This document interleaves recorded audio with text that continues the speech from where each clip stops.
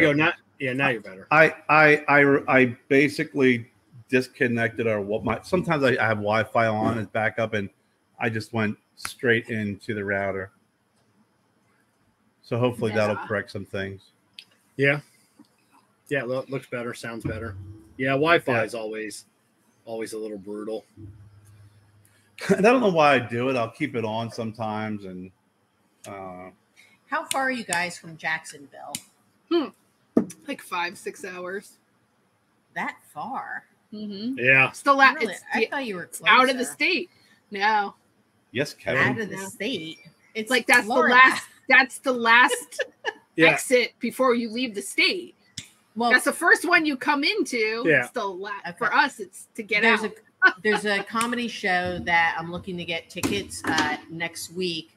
That's going to be in Jacksonville on Friday, November. I think it's like the 18th, whatever that Friday is. And then we'll stay overnight in the weekend. So maybe that Saturday we can meet up. Or do you know Bill Burr? It's one of Kerry's favorite comedians, and he is super funny. We know who he is. Yeah. He's going to be at the arena in Jacksonville. And we figured it'd be a good, we could just leave early morning. It takes 5.5 hours from here. Be down there Friday, late afternoon, check into the hotel, go to the concert, stay overnight. And then I've never been to Jacksonville. Not that there's probably anything around there, but just kind of. Jacksonville well, amazing. There we go. Bullies road trip. I lived in Orange Park for almost 2 years, right? Like Jacksonville, right off the base there. If you guys are interested in the show, it is actually because Kevin loves comedy shows. I think Kevin would enjoy it. It's Kevin's Friday, like, November not saying 18th. anything. He's just I know why, because I'm reading He'll his just mind. go to hang Kevin out. is like, what in our history has ever led you to believe I could sit through a comedy show? It's only 90 minutes. I can get 4 tickets, and then we can all go together. What do you think, Kevin? It's tough. It's tough for me because it's the week before Thanksgiving. November 18th. Well, for us that we got a lot of blackout time. Yeah. So Jessica can go. Yeah. Well, possibly it's Gabby's birthday and Amber's. Yeah, because I'm taking a week. 23rd. So just me and Kerr will be going. I'm like, they're politely saying no. Let them go. So what's the date? Oh, I got blackout dates with this. No, November 18th. It's before Thanksgiving. I can't. What was the date? November 18th. Oh, okay. I didn't hear you. Okay. So Kevin's not interested when his response is, "Oh, I gotta work." That's a week before Thanksgiving. Yeah, that means he's such a huge holiday person. Kevin loves holidays. Yeah, we know Thanksgiving's his favorite. He reenacts the Pilgrims Kev, I can't do that. That's like before Arbor Day. Yeah. Well, I can't use it as an excuse anymore for retail. I have no excuse. Okay, so Gabby's birthday. Yeah. Well, Gabby's birthday is the 23rd. So the excuse is I bail on work. I usually call out every year Black Saturday because the Ohio State Michigan game. So if I take off the weekend prior and then take off that Saturday, I'm in a little bit of a shitstorm. Okay. You guys get a pass for that one. Yeah, so let's fast forward to January 26th. Fucking Arbor Day. January 29th. We will be in Vegas and actually have excursions planned for January. the time there of things to do. One of them, it's really cool. It's called Bullets and Burgers. Have you heard of it? No. So you can have 4 people in a Raptor. So Kerry will be the driver, and that will be me and Joe. And you go on a tour of the Baja Desert in certain areas and the canyon. And then at certain areas, you go and shoot big weapons. Sweet. That's cool. Everything from, an AK to even larger. You could even blow up stuff. I wonder if that's where Butch's dad went and shot a minigun out there when he was out in Vegas. I wonder so you can do different tours. Kev would love to go, but it's National Braille Literacy Month. Can't do it. It's his aunt is deaf. It's called We Are Now Putting a Whole Roof on. A whole entire roof. A whole roof. Yeah, over a 2-year-old roof. Yeah, we have to replace. They're making us tear out our new roof, Jen. Yeah. What? Yeah. Oh yeah. Why do you have to because of the code? Because we're building the addition, and when they were up there doing the tar paper and drying it in, the owner like inspected our existing roof, and it's pretty bad. Yeah, there's a big hole right by Wyatt. Well, like, she's like, it's a big hole. Yeah, it's a big hole. March of 2025. So let's do. Yeah, but according to Florida code, if they remove 25% of the roof, they got to remove 100%. So the roof that we just put on the last edition has to come off. Wow. So we had to get a quote for all of it, and Kevin and I were like, damn. Well, for being a rather like conservative state in general, if it's 25%, it's 100%. That's pretty harsh. Well, we contacted them. Nobody could give us an actual answer yet, so someone's looking into it. But at the end of the day, we don't have time to really wait a month or 2 months for them to decide if the 2-year-old roof can stay. Yeah, like we just don't have the time for that. Yeah, I'd like to know their thought process behind, like, and it's within 12 months. So, like, the new roof they're putting on the lounge now, if we didn't want to do the rest of the roof while they're here, we could wait like within 12 months. They could do everything else, and then they wouldn't have to do But they would still have to rip up the other roof that we just had. It's so dumb. It's like would they just? What if you say you're not ripping it up? You can't come back. No. The guys, they don't care if we don't want to do if we don't do our pre-existing. They don't care. Yeah, they'll just do the addition. Because that's not anything to do with the permit. It's not like they're holding up the construction. They're like, but if they want to do any of the repairs or any of the issues with the old roof, it's more than 25%, so they got to do 100%. So then we have to rip off everything after we just had it done. It doesn't make sense. No, it doesn't. And I'm sure they're cutting us a little bit of a break because they're going to be out here. Yeah. They're already doing the shed. That's including the shed too. Yeah, they're roofing the shed at the same time, the addition at the same time. So, I mean, I'm sure. Yeah, you almost kind of have to outweigh those pluses and minuses because if you delay, it may be even more.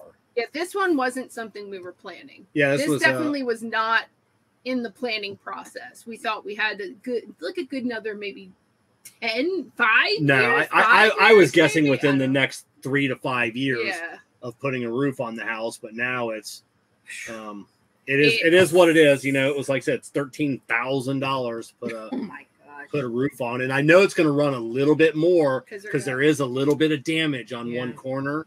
And Jess, I told Kev, you're from Jersey. You guys always think of this shit out. Like, can't we wait for like a hailstorm and be like, oh my goodness. That was him. He said, why don't we just wait for a hurricane to take it off? I'm like, we don't have time. Yeah. And then as we season? Yes. It is. Yeah. So, I'll wait till a hurricane. It rips the whole roof off, soaks everything on the inside. And then I'll be like, damn it, Kerr. wait till a hailstorm. Yeah. I think the biggest issue is like, we could easily just say, nope, we're not going to do it and wait, and take our chances. But then what happens if something major really does happen? That's my biggest concern is, And the cost down the road is probably going to be a hell of a lot more than we'd have to do the whole. So, but like I said, there's already damage to the it's a big hole. Right. I don't care. So you guys have a pass on meeting us those 2 times. Well, that and we are going to PCA. In July, we're both going. He says that, but I don't know. But and I look at like I said, it cost it was $3,000 just I can't for even me. imagine. So it's going to be. It's going to be $5,000. Okay, we're going to prioritize. We were going until we needed to put a roof on. Yeah. So we might not even be going to PCA. That is a whole. We'll start your GoFundMe now. Yeah. God. What's the other one? Smokers. Smoke In. No. The one that's out west. The that's the Rocky Mountain Cigar Fest. We've never. No. The California. other, the real big. It used to be the. I don't know why I'm blanking on it. What state? Tobacco Plus, TP. Oh, TP. Oh, TPE. Oh, that's out in Vegas too. Yeah, they're in. I think they moved it to the end of February. End of February. Yeah, which is around the Great Smoke, so we would probably never go to And that. then- That would be nice if it was the same time that we're going to be out there. We could celebrate your birthday in February. No.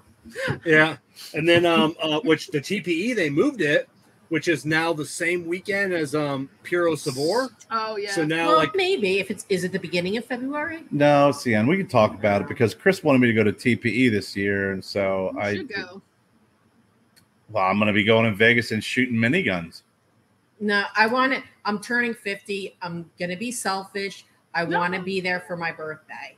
There's been a couple birthdays that plans got changed and switched around. I am doing this. Mostly my birthdays. So now Jen gets to be it was selfish my birthdays as for the well. pivoting of my birthday. It wasn't just yours. I made sure yours followed through. As I recall, a couple special people popped up for your. Try not to end up in the hospital this time. Yeah. Kevin had the car accident the first time. I know. It was, We got to do our intro. Yeah. Oh, yeah. I'm Broadleaf Bully Kevin. I'm Broadleaf Bully Jess. I'm Broadleaf Bully Kerr. I'm Broadleaf Bully Jen. And we are The Broadleaf Bullies. Bullies. You keep going slower on purpose, Kevin. I know you. I know. We talk. You listen. We are the Broadleaf Bullies. And here's your hosts, Kev, Kerr, Jessie, and Jen.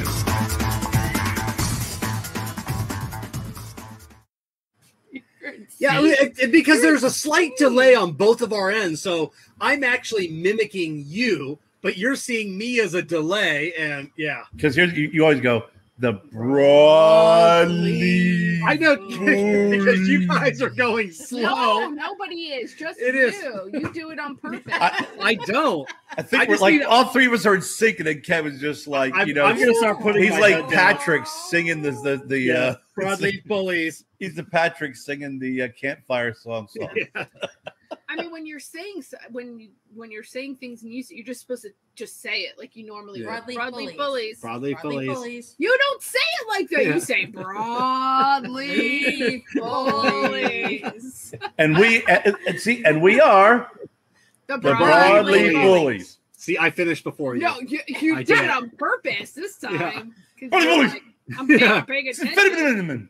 Care, I later on, Care, check your TikTok. I sent you an interview with that James Brown did years ago, and apparently he got out of jail the night before from a coked up mess, and he was still coked up in the interview. Greatest interview of all time ever by any celebrity.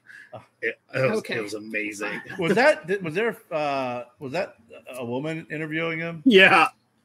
Is he? I think I've seen that one, but good idea. Oh yeah. Yeah. So how is your gnome forest coming along, Jen? It's coming along great. Let me tell you, the Kevin and Jess gnomes are fantastic. The most I popular. really- The they most are, popular to ones. the point that Barry Bones will be joining you soon because he has to join the mix. I gotta get one for Daryl too because he Yeah. goes, "Hey," I he love goes. it. Daryl's like, "What's the backstory to the Jess and Kevin gnomes?" I go, I opened up the package and I said, "Holy shit, it's Kevin and Jess." Jen got 2 zombie gnomes, and then we said, "Hey, it's Kevin and Jess." Just like it does. that. It looks like I was like, The braids, the beard. I said, there's no backstory, there's no calculations. It's No. just But sometimes the one you showed us in our show is perfect. I Oh, want it's to get awesome. I want to get Daryl one, but instead of a gnome, he's going to be a chef's dad from South Park. Yeah. yeah. But I was telling him, I was like, Yeah. some like a lot of the shit that I say or we do or It's it very, just happens. It's Yeah. like, oh hey, look, man. Yeah. and now we're starting a That's whole Kevin Jess, and I'm like- gnome community in our forest. So I'm gonna I put this. love I'm gonna put that. this one next to the Cigarprop, and I put the other one with your bag Yeah. behind it. Yeah. Yeah. I was like, I just got to get a little pair of sunglasses for this one here. Yeah. Now so we have a whole everybody's forest. going to be sending their own gnomes. Yeah. Like, hey, They this is all want mine. to be a part of it. The Yeah. Stogie Road section And of I'm like, Tilden Woods. I was like, hey, look, there's Kevin Jess's gnome. Why don't I have a gnome? I'm like, you know what? I told Jen, I said, I'm going to get a Barry gnome, I get a Mort gnome, and I'll get a Mav gnome, and I'll cut his leg off. Yeah. We do That's have, awesome. Respectfully. And then put Yeah. because I started looking for that, and I was like, there's zombie gnomes with no legs. I'm like, no, that's just cruel. because I'll put a little bionic leg in there Big leg. for his. That'd be cool. Yeah. So we have 2 more larger gnomes coming. I won't tell you anything about them. They're great though. They're about 19 inches tall. Are you sure? Because The honestly, one, every I know single everything I've been buying lately, fucking like lawn, the little aliens are like this big. they're No, chiclets. the one that I showed you that we ordered last night is 19 inches. She's like, so there's one similar to that is also 19 inches. That is going to be great. she's like, I got these glow in the dark aliens. I was like, okay, and I was like, what the fuck are these? They look like freaking Monopoly pieces. Yeah, they're pretty tiny, and they don't glow in the dark. I can throw them into the freaking. The deer will eat them, thinking that they're corn. So Tilden Woods is coming out great though. We have our bird area now. I put some bird feeders and houses out there yesterday in one section. They're not mixing them. We got our squirrel. No, squirrels have their own picnic table and umbrella. They're not going to go, this is for my bird. They will. And the deer are getting more used to me. Today I went down to put some more Academy Sports. Has it way cheaper than I've been getting it. So Academy Sports, I got the sunflower corn mix, and I was putting some out, and the one female let me get closer than I've ever been, and she actually took a step forward and then ran off. So she wasn't as skittish as usual, but all of them were out, including the fawns, all day today. So Kev, so beautiful, Jess. Sometime in December, so freaking beautiful. You're gonna see when animals attack. It's gonna be a video of me recording Jennifer as she gets hoofed in the fucking face. No, she's going to accidentally leave the corn in the back of the Bronco with the window down. Going to come out with a deer is going to trash the inside Tommy Boy. Have an apple. I say by December I'm going to be able to put the bowl out and feed them. Like that video I sent you, like that woman who like feeds all of the deer. Or they're going to come up to the deck and just be like looking in the window like, hey, what about me? You're going to get jacked in the face. Kerr's going to come home one day and there's going to be one in the kitchen and Jen's going to be just like Joe's jealous of them. Yeah. Joe's like, what the fuck? That's because they eat before us. Oh, yeah. If you took a look at Jen's picture, like her camera roll right now. It's all deer. Oh, it's all deer. Yeah, I mean, the dogs eat before me. Like, I'll have leftovers in the fridge. Like, earlier, Jess is like, hey, you gonna eat this? Yeah, I'm going to eat this. Well, I was going to give it to the dogs. Fuck the dogs. It's my leftovers. Listen, in my defense, Kevin will put stuff away and then never eat it again. He rare. Does that. No, it's not rare. How many containers did I just pull that's out? because Jessica will make food to have leftovers. And then the next night, make new stuff. And I'm like, we got leftovers. Stop making new stuff. Kerr prioritizes leftovers, though. He's good Kevin, with you that. are talking out of your ass. I do the same shit, Kevin. God. Same shit. Jen will make something. There'll be leftovers. She'll make more shit. There's more leftovers. And then I'm like, and I always go, it was always, first is, first in or last in or first in, first out. Yeah. Right. So I'm always eating these leftovers, and then I don't like leftovers. Her and Joe. Depends on what it is. I don't like leftovers. I'm like, how am I getting looped into this conversation? I eat leftovers all the motherfucking time. So I don't know what you're talking about. When do I not eat fucking leftovers? I'm just saying sometimes you make leftover or you make food. I make leftovers. You're lucky I make you food at all. Shut up. I would stop talking. Like, seriously, stop. What about my hot dogs tonight? You wouldn't let me buy hot dogs. You wouldn't let me buy the hot dogs I wanted the other day at the store because you're buying those. I'm like, okay, I'll buy these. Why? What kind of hot dogs were they? I said, Kevin, why are you buying? I go, are you sure you want to buy those? And he read it and he goes, ooh, yeah, no. That was all I said because they weren't real beef. We're only allowed to buy what brand? I don't know. Well, it was Ballpark, but it doesn't matter if it's not all beef. But we're only allowed to buy Nathan's, and then I made hot dogs tonight. That's all we're allowed to buy. And then she's like, it's either Nathan's or it's nothing. Yeah, she's like, I don't want hot dogs. Let me have the shitty hot dogs. Ballpark isn't bad. I can have a Ballpark. That was not how that went down. All I said was, are you going to buy those kind, meaning what's inside the hot dog. I don't care what fucking brand hot dog you buy. I'm very particular with my hot dogs. And then I didn't buy the bun. If you like the buns, I wanted the whole wheat buns, but I know you don't like those. I fucking said, do you want to get whole wheat buns? And you fucking said no. You said. Oh my God, I swear to fucking God. I like really squishy I'm about to take him out because he is now talking so much bullshit. It's not even funny. You are trying to paint a picture that does not fucking exist, sir. And I will take you out. That is when when you start fabricating shit, I am not going to tolerate that. So let's put some happy little flowers over here. Oh, that shit pisses me off so bad. He knows what he's doing too. I just buy whatever's so the cheapest. Fucking irritated. On what? So hot dogs? Oh no. Usually, see, I like hot dogs that have a snap. So I usually buy the ones in a natural casing. If it's up to Kerry and Joe, it's just ballpark regular hot dogs. I do like the. That's because you buy the ones that literally. I do like some of the other brands, but I like the German. The ones that you buy, it would be no different than smoking a cigar with the fucking cellophane still on it. I love it. I love that snap. Can you taste that snap? I'm like, it's called fucking plastic. No, I could care less about hot dogs. If I never ate a hot dog, I wouldn't care. But you're getting upset about hot dogs. I'm getting upset. Passionate about it. I'm getting upset because he's making shit up. First off, we're in the food store. I don't care if he buys hot dogs. They don't have to be for me. I don't give a fuck. All I'm saying is, are you going to read what's in it? He read what was in it. And he was like, oh yeah, I don't want those kind. I didn't care what brand you got. And then when you were talking about buns, you said, oh, what bun? I said, why don't you get whole wheat? Because I know that's what you like.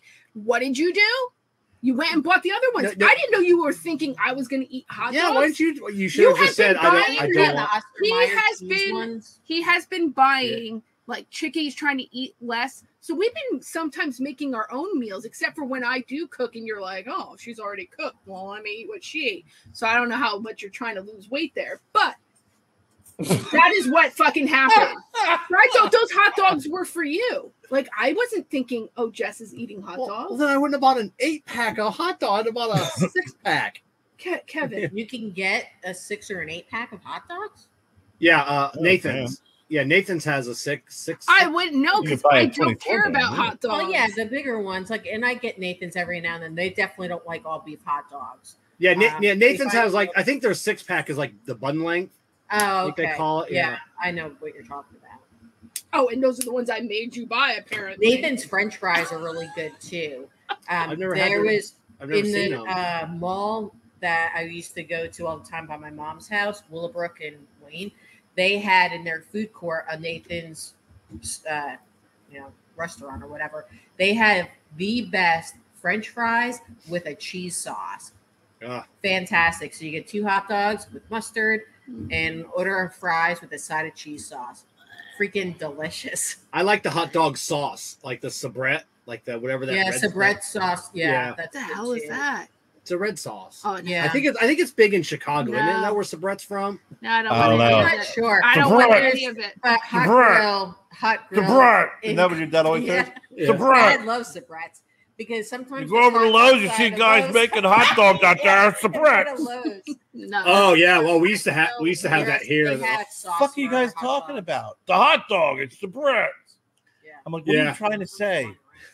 I think when I was young, hot dogs got ruined for me because there used to be a guy that used to sell them. Yeah, they were gross. And I think we got food poisoning from them, and my mom, it was like this big ordeal. So I think ever since then, I just have this weird thing about hot dogs. I'm just not a huge hot dog fan. But I want to also go on the record and say how many containers of shit that I have to throw away that you said, oh, they're probably no good. Just the green beans. There was 3. There was 3 containers, sir. It's a hot dog story, Jen. Just saying. Tell me a hot dog story. Put it out there. I want you to apologize for making shit up and trying to say that. I do. I'm fucking so annoyed at you right now for trying to paint some bullshit picture that didn't happen. And also about leftovers. I don't care what Kerr wants to do right now. That's been my fucking day, Jess. Yeah. I am telling you right now. Might as well throw one more Jersey person in there who doesn't care what Kerr has to say next. Dad, I dealt with it all afternoon. we had Pop and Nona this afternoon, and I've come to realize I call it competitive conversation. That's what it is. It's competitive conversation. Who can shift the conversation and the topics the fastest? I actually asked a question. No, that's because you were fucking in it. It's like basically sitting at the bar saying you don't have a drinking problem when you're drunk. Today, it wasn't that bad, though, seriously. No, it's better than usual. But today, I asked the question of what was the location? They're talking about Andy's. They're talking about an ice cream. No, the bagel shop. The bagel shop. I said they were talking about Broadway bagels, and I was talking to Jen's stepmom, and I said, "Oh, we were talking. We were having a conversation, Jennifer's stepmom and I, about Broadway bagel." And I said, "Oh, where is it?" And like that, I was getting 3 different fucking directions. Direction by the Y, you know, every district here, Hudson Street, and I'm going, and finally I just go, all of you be quiet. Just one of you speak and tell me. I just need an answer by one of you, because all 3 of you talking, I don't know what the fuck you're saying. Just give me a town. I'll look it up. Yeah, I don't need directions. You know what? I'm not going right now. I've lost interest in fucking Broadway bagels now. It's over by Sis's house. That's what was told. So my hot dog story was some of the horrific stories we were told by nuns in grade school. And it was about eating fast and chewing your food. And it was the story of a kid eating his hot dog while in the car when he shouldn't have been eating in the vehicle. Because that was the thing back in the day, right? Don't eat in the car. Yeah. Right? But he was choke on it, yeah. He was eating a hot dog and choked on the hot dog. And his parents were rushing him to the hospital, and they got into a car accident. And the parents were killed. And the kid flew forward and hit the back of the seat, and the hot dog flew out of his mouth. So that was the visual I was getting of some kid eating a hot dog and choking, causing his parents to get killed. But he lived because the accident got the hot dog out of his throat. So the hot dog caused the accident? I'm not repeating that story. Yeah, it sounds like a made-up nun story. But yeah. Yep. Yeah. Yep. Yeah. They didn't think that out. You know, yeah. No, there's a lot of holes. Too many follow-up questions, too many holes that nobody's answering. Yeah, and you know what? When you're in 3rd grade and a follow-up question is usually met with a follow-up whack with the freaking yardstick, you just all right, you're right, sister. Okay. Won't eat any hot dogs in the car anymore. Yeah. Or my parents will die. That was my hot dog story. Yeah. Interesting. Never heard that one before. Well. So how long do you guys keep leftovers? What's your rule of thumb for meats, side dishes? Usually we eat the leftovers the next day. Kevin says that I always make new stuff, which is not. I would say true. After 3 days, I'm not touching it. On the 3rd day, I'm not touching it. Yes, because I just got rid of 72 hours from when it's made. Tupperwares of things. 72 hours from when it is put in the refrigerator. No, well, 48 hours from when it was put in the refrigerator. So 2 days. Yeah, it's 2 days, Kevin. Yeah, 2 days. Usually it's 2 days, but most of the time we usually always eat the leftovers the next day. Yeah. I mean, when you're talking about like certain leftovers, if you're talking about like if there's like this much taco meat left, no, Kevin, I'm not using that for a whole meal. How am I making a whole meal out of that? So yeah, I got to make a new meal. So I don't know what you're trying. I would like you to explain to them what it is that I fucking have done. That's what I want to know. You making these 48 hours? But I want to know. Is that for everything? That seems very short. We keep. I don't know. Apparently, cook more food. So I would like maybe that's the reason why the 48 hours, just because you cook so much. Apparently.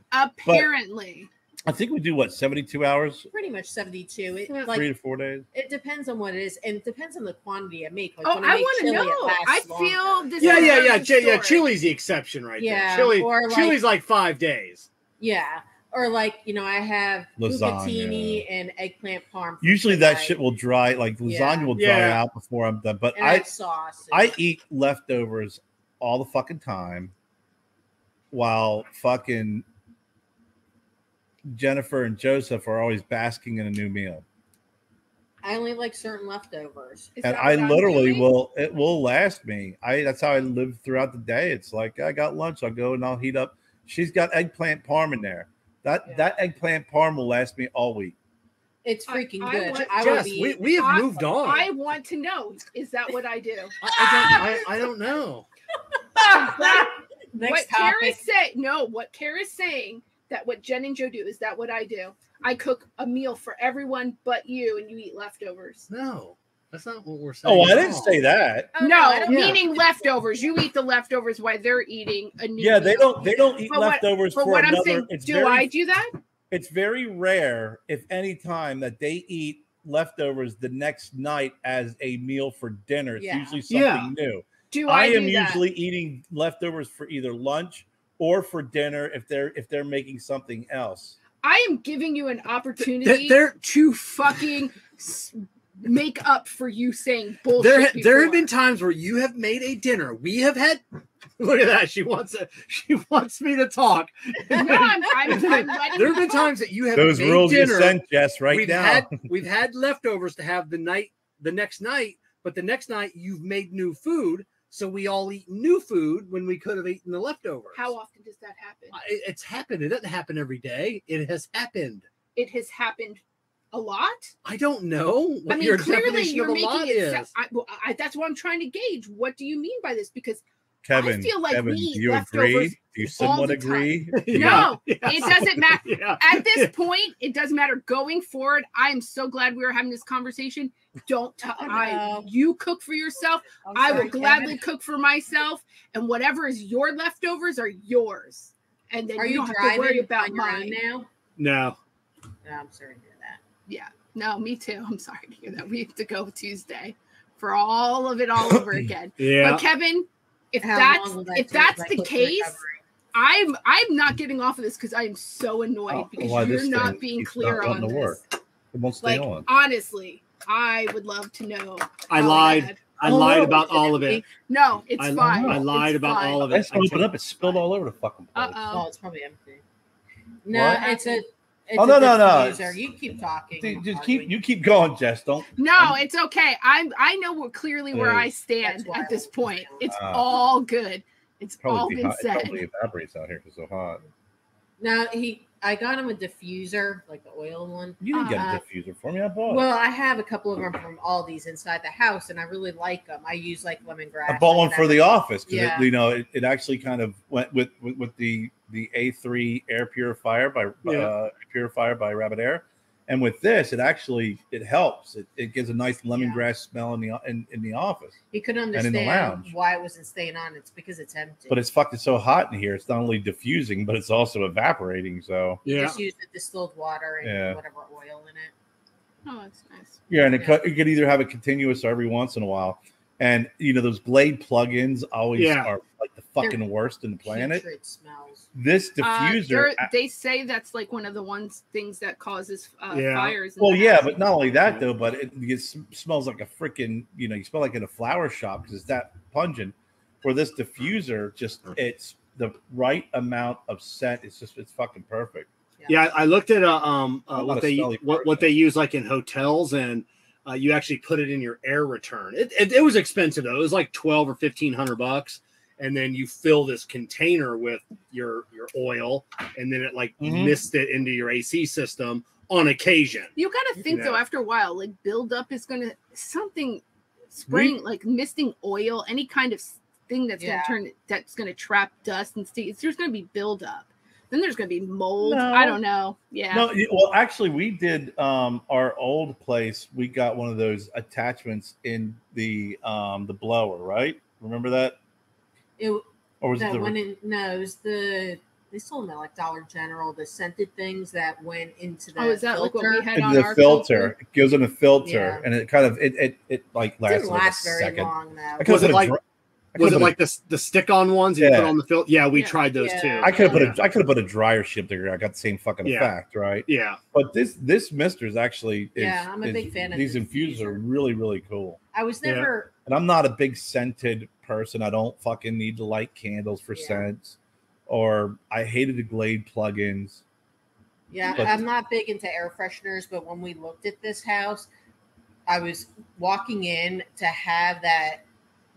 There was just that smell that was really quite smoothing and clean. Like you felt like you could actually breathe with no. Yeah, because the Glade's always it smells synthetic. Yeah. You know, and this actually smells. It smelled very natural, like you said, very.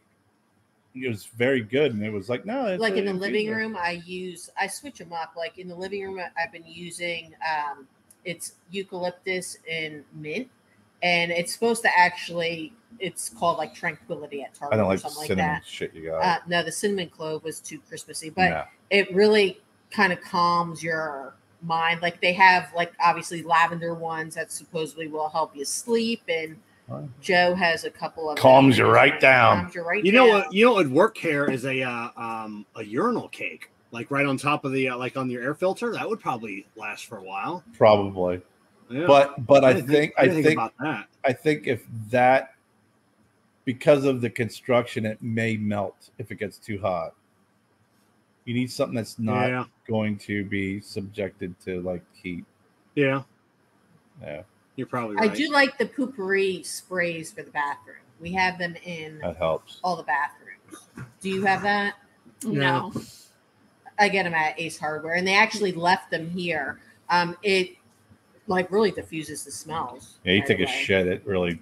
It doesn't. Yeah, I know. All the old people used to steal them from my work. So yeah, it doesn't smell like Febreze and shit, or like lilac and shit. When your grandparents used to spray the Glade. They would have a can of Lysol or Glade. Lysol, you go in afterwards. And it was like flour. Like the movie Friday. Remember the old man on the floor just spraying? About 35. Yeah. When my grandma would leave the bathroom, it smelled like freaking lilacs, cigarette smoke, and shit. Because she sat in there and smoked while she shit. And then she'd spray that. And I was like, and then they had the basically like a carpet under your feet. I grew up with those. Yeah, with the shag carpet that put up that now cut out. Oh, it had to cut out. Now I'm just like, if I saw it, like, yeah, there would be the plastic on the seat, and then like there would be a crack in the plastic, and it would like pinch your butt. And my grandmother had a pink soft seat. Yeah, that's she what had roses all over. The sauce seats. You'd sit down and but sometimes they would crack. They would crack, and then they would pinch your ass. They were the worst. Oh my god! Great thought and idea, right? I mean, really. But then it was like, well, this material. It's not real Corinthian leather or anything. Yeah. And there's always the crocheted toilet like cover. The cover. We also have the one over the tissue box as well. Over the tissue box. You mean the one every time you lift the fucking lid to piss it's too thick and Yeah. Oh my gosh. That's the one. Yeah, my grandmother's bathroom was pink, had roses in it, and even had the soaps that you were not able to touch. Oh yeah, that were like carved as flowers. roses, but they had a weird texture because you always wanted to squeeze them, and it was like almost like this weird squishy plastic. Yeah, I think they had oil in it. Yeah, like, they were bath oils from like Avon or something, because I remember my grandmother sold Avon, so I remember there would always be those little squishy like seashell shapes or flower or little. My mom sold Avon. We had to bag them up. We'd go through the neighborhood and put the Avon catalogs on all the doors. And, listen, my grandmother, my mom's mom, I mean, she got like recognized. Like they did this. She made good money doing Avon, and she got a car, all kinds of stuff. Mary Kay still does the pink one. Pink Cadillac. That's Mary Kay.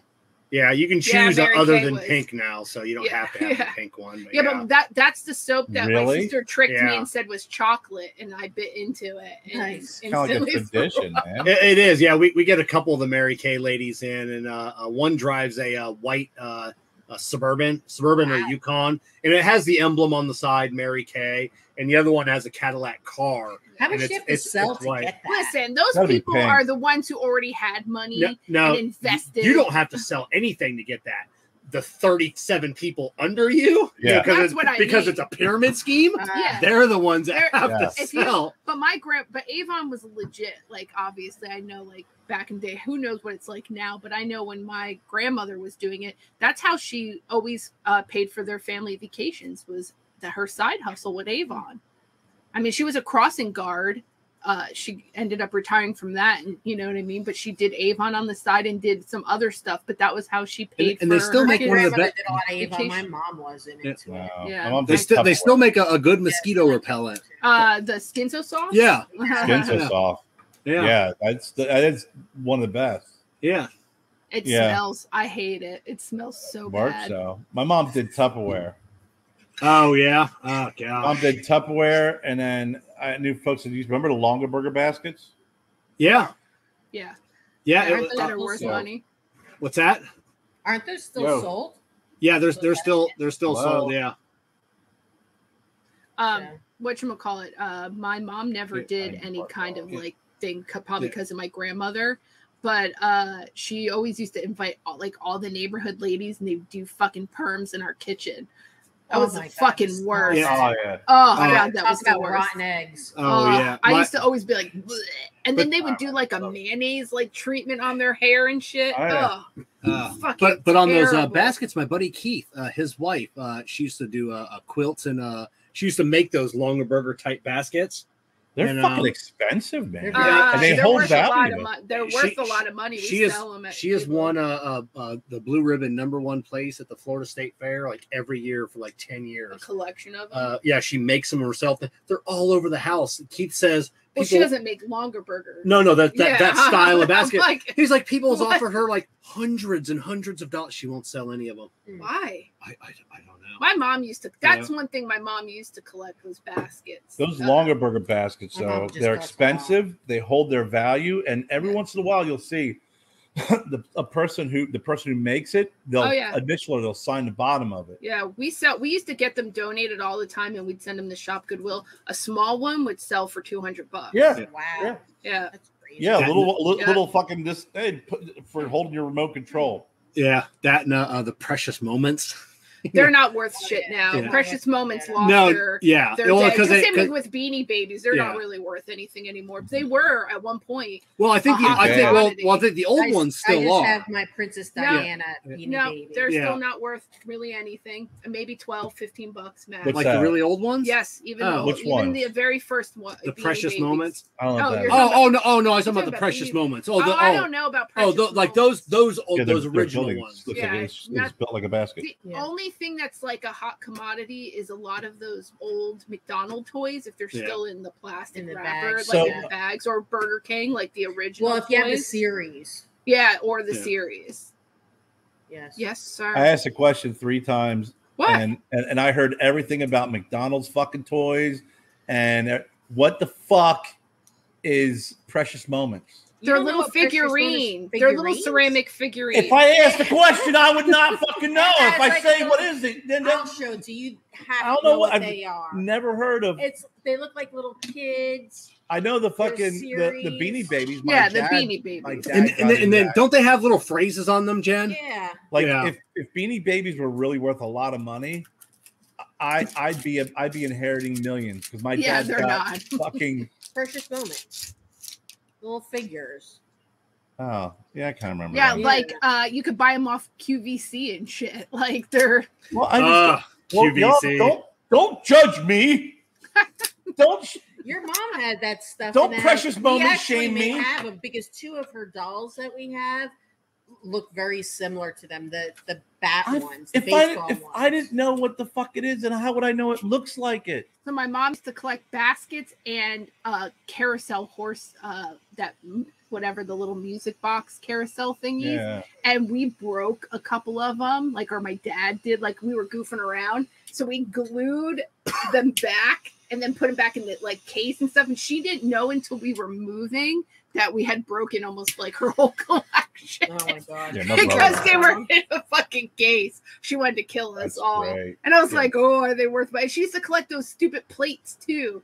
Like that you hang in the like Elvis Presley or Gone with the Wind. Yeah. Monty has that. My grandmother had. I think Gone with the Wind. If I'm not mistaken, they were NASCAR plates, but I could be wrong, but I believe I remember NASCAR plates. Those would be worth something, I'm sure. I don't know. What do we collect? We kind of go in phases, or just whatever you want. As a joke, it kind of starts, and then I just go with it for a while. My dad gets like these thoughts in his head, and I don't know why.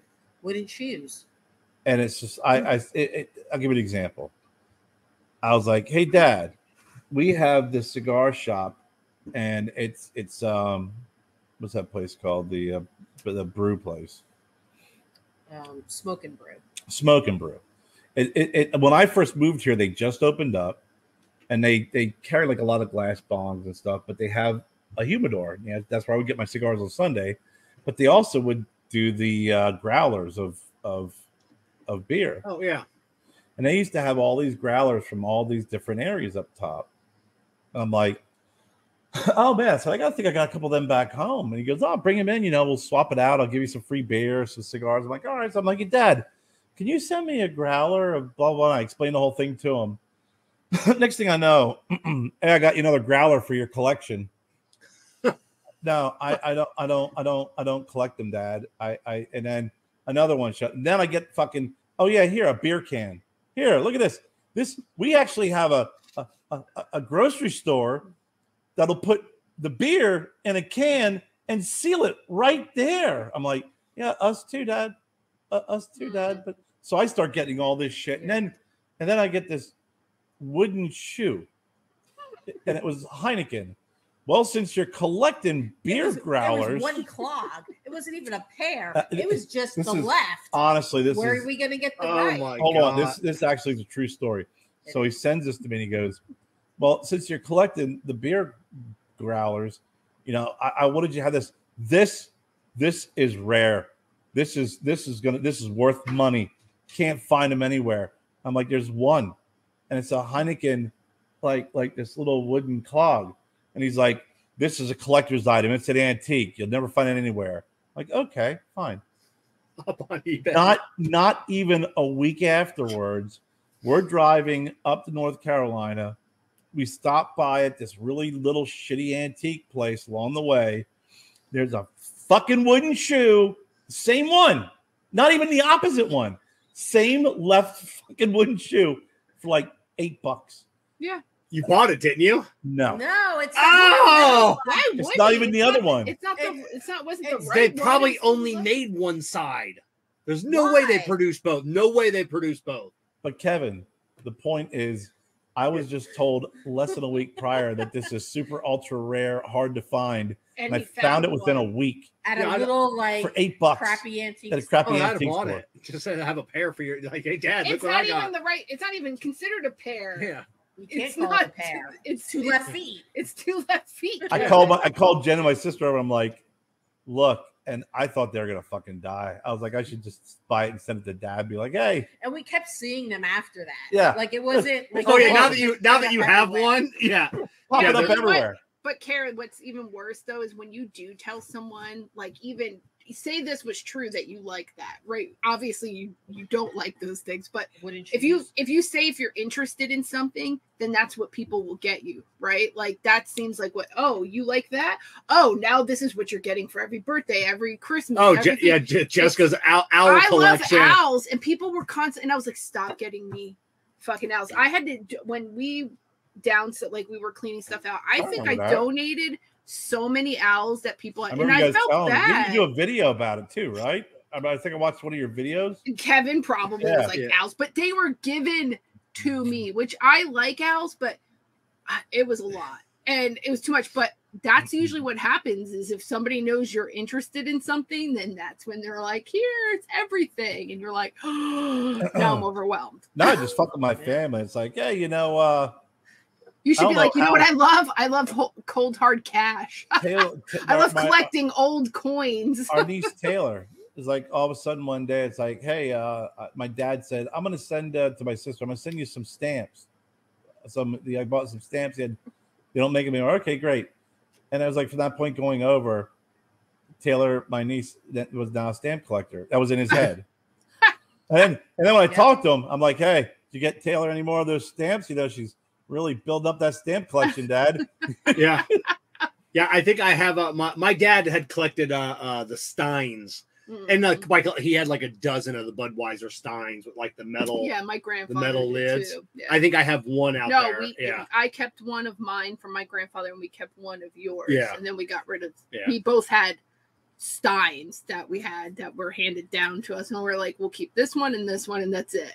I do like the Steins. Those are pretty cool. Yeah, but I don't want 500 Budweiser Steins. What are you gonna do with all of them? I mean, we collect medical equipment and cigar antiques or vintage. Yeah, but I don't tell people that because I don't want someone being like, "Hey, I just found this great, grinder."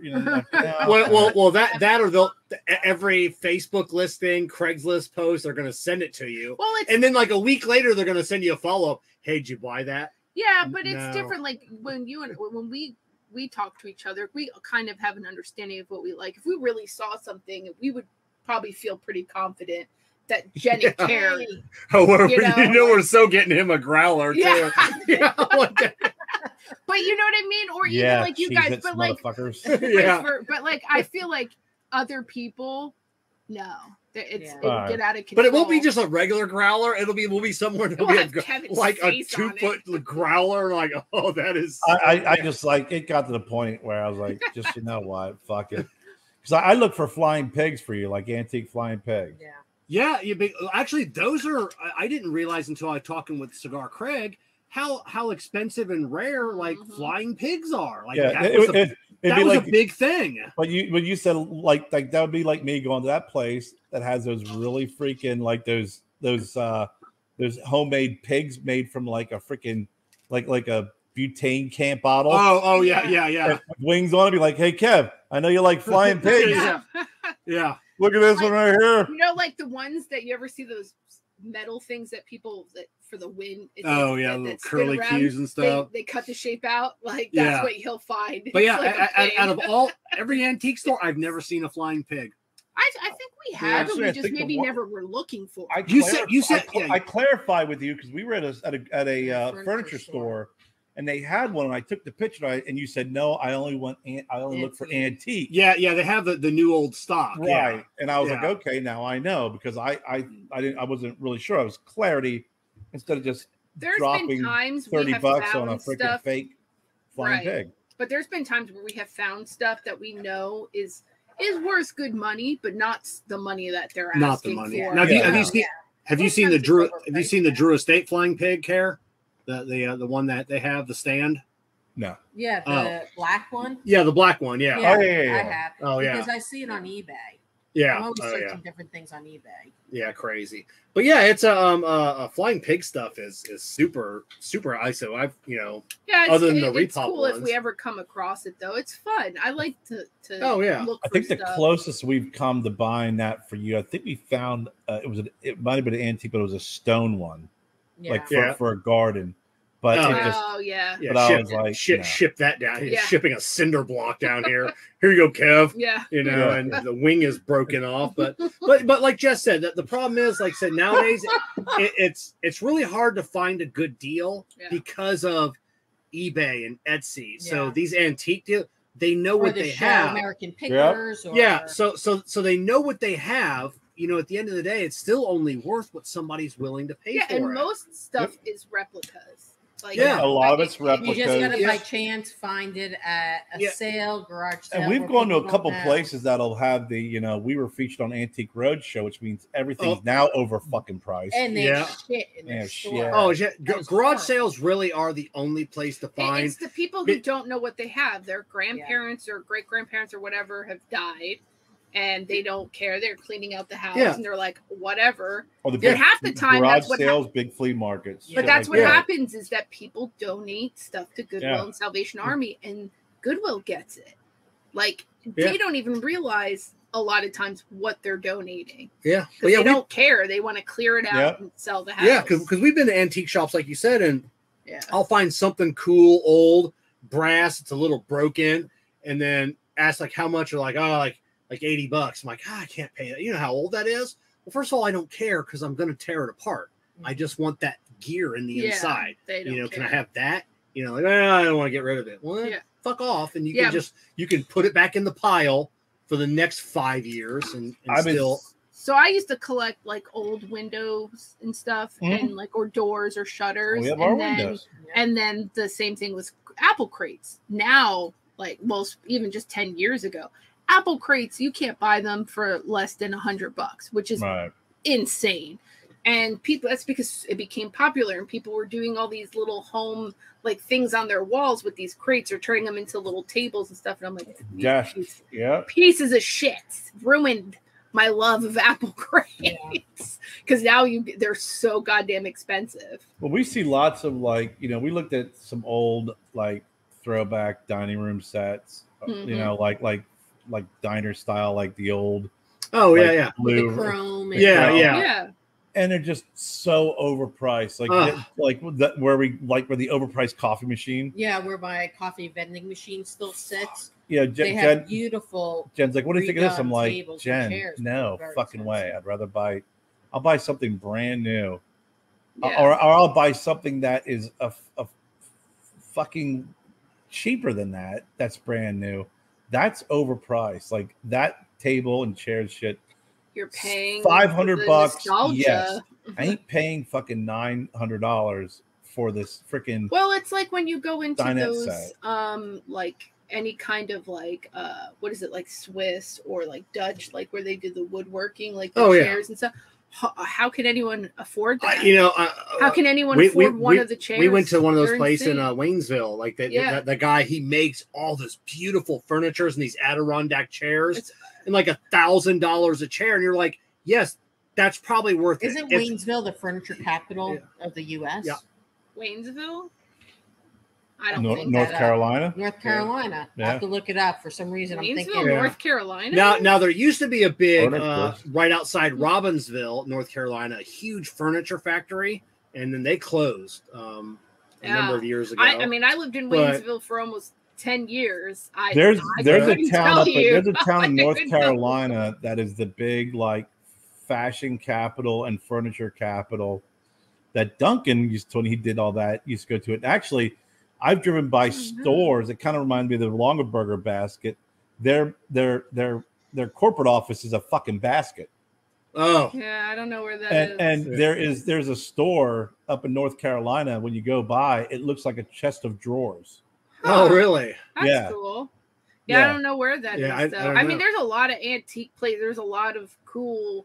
Well, North Carolina is the furniture capital. I mean, there is, but like, I just saying, like, I don't recall like I guess living there. Yeah, even you don't pay attention. Even in Waynesville, I remember like that guy, and then like another guy. Well, and like Maggie Valley has like a ton of. But yeah, I mean, how do these people? How do these people? I could never buy an Adirondack chair, even knowing it's going to last 100 years, because it's all tongue and groove, and the mortise. There's no hardware.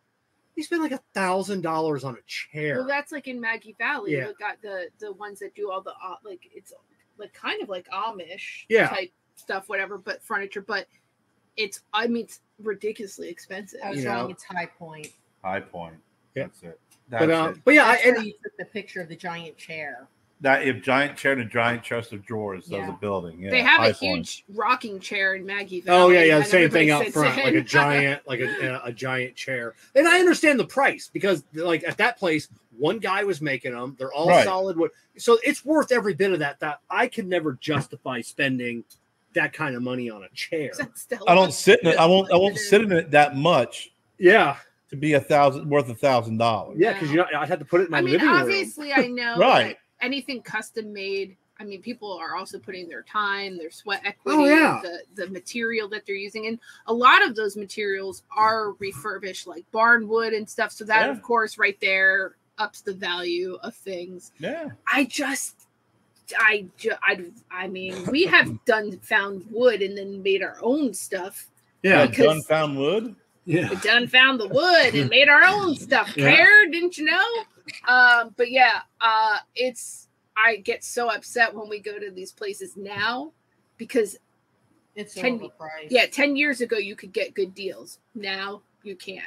I used to love ridiculous. I don't remember this, but years ago, Lowe's had a furniture section. Really? All I unfinished, remember that. all unfinished furniture. Oh, nice. And you could buy it, and it would come in the big box and everything, and then you put it together, and then you could stain it, paint it, do whatever you want, just natural wood. They had everything from desks to bed frames to entertainment stands, and I actually bought a desk entertainment stand where it looked like an entertainment stand when you open it up, the desk folded out.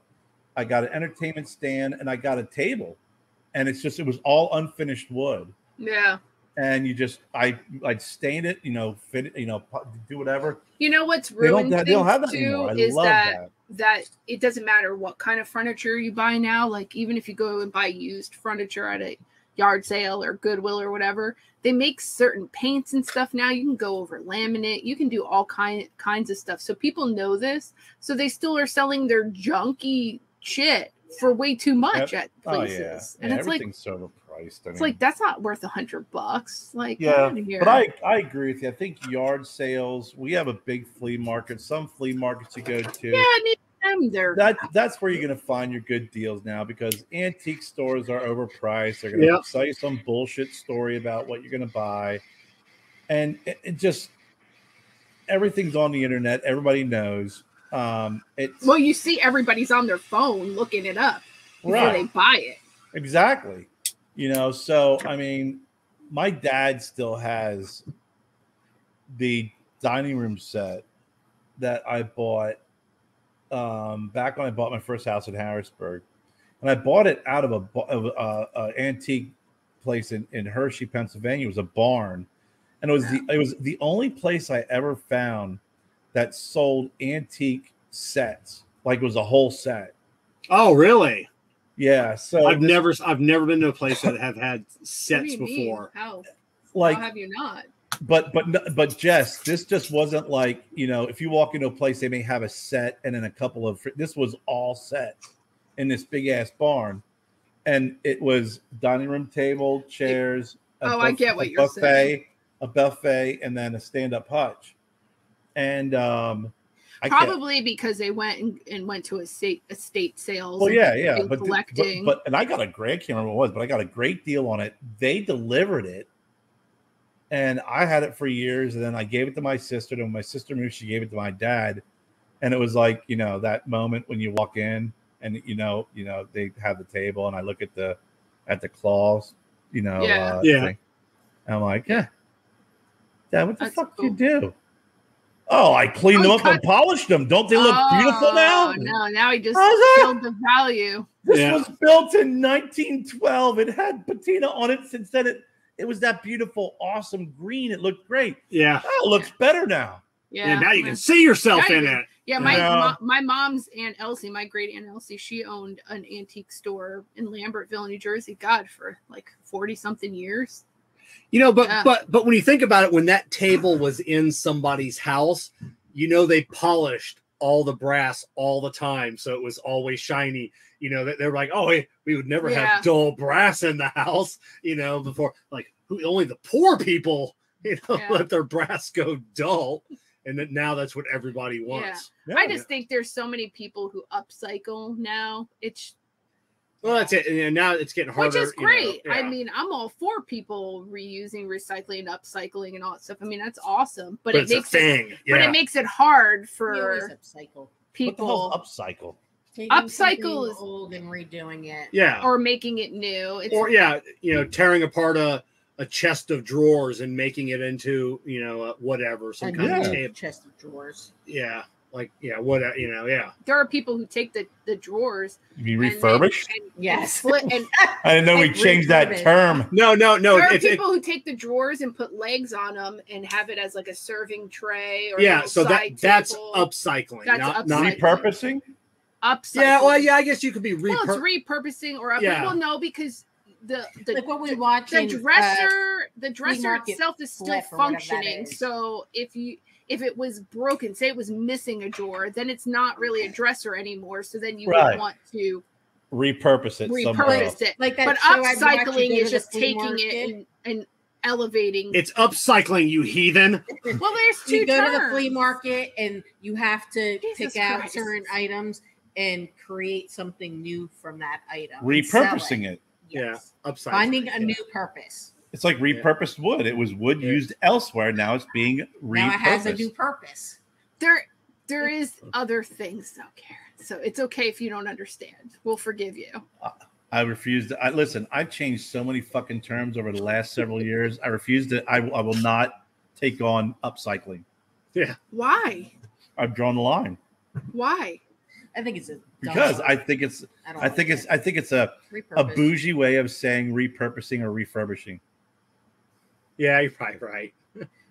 I'm upcycling. Of course, Kevin. Because it goes in line with the same bullshit of we got to recycle, we got to recycle, we got to upcycle. I'm taking it and I'm cycling it up.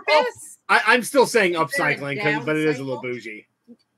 I'm still gonna say upcycle. I'm sorry, but you know that. You just agreed with Kerr, so what the fuck?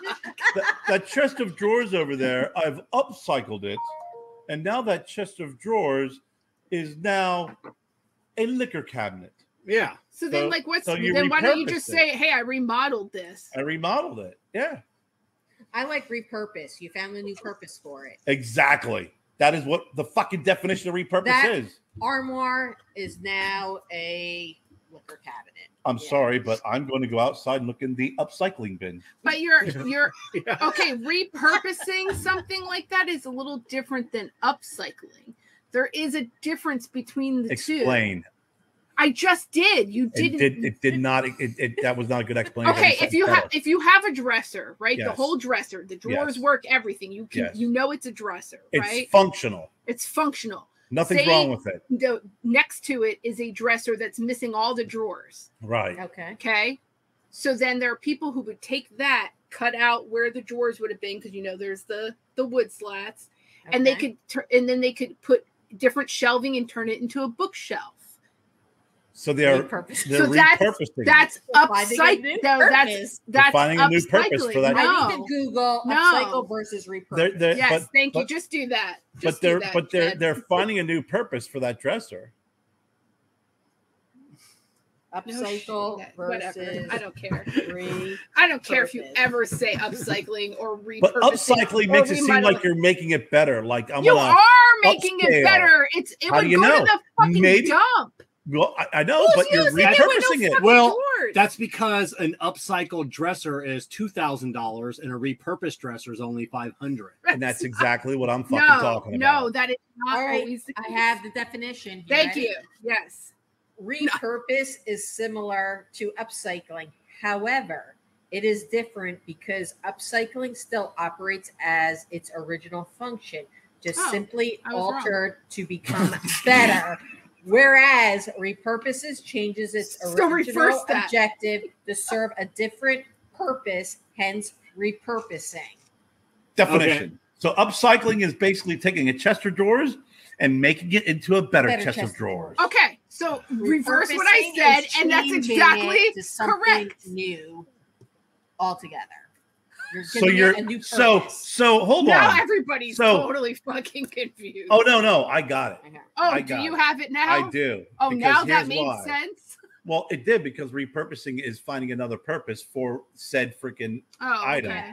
A different purpose. Upcycling is just making it better. Yeah, it's the same function, just better. So basically, it's finding a new way of saying upgrading. Yeah. So why can't we call it upcycling if you recycle and what's the problem with the word upcycle? I don't know. It's just because apparently it's wrong. Actually, what we've been doing, we've actually just been repurposing stuff. Well, right, we repurpose things, but then there are people who upcycle, clearly making the original intent. Here's the follow-up better. Recycling, upcycling, repurposing. These words are used interchangeably and thrown around all the time when it comes to environmental sustainability. Okay, so I win. They're all known for turning old, broken, or futile products into new, fresh products that have a new life. Renew, reuse, recycle. So recycling is the process of breaking, usually melting the product into raw materials. I'm upcycling my these are my glasses now. It's my hairband. I'm upcycling. Upcycling simply put, is the process of enhancing a product.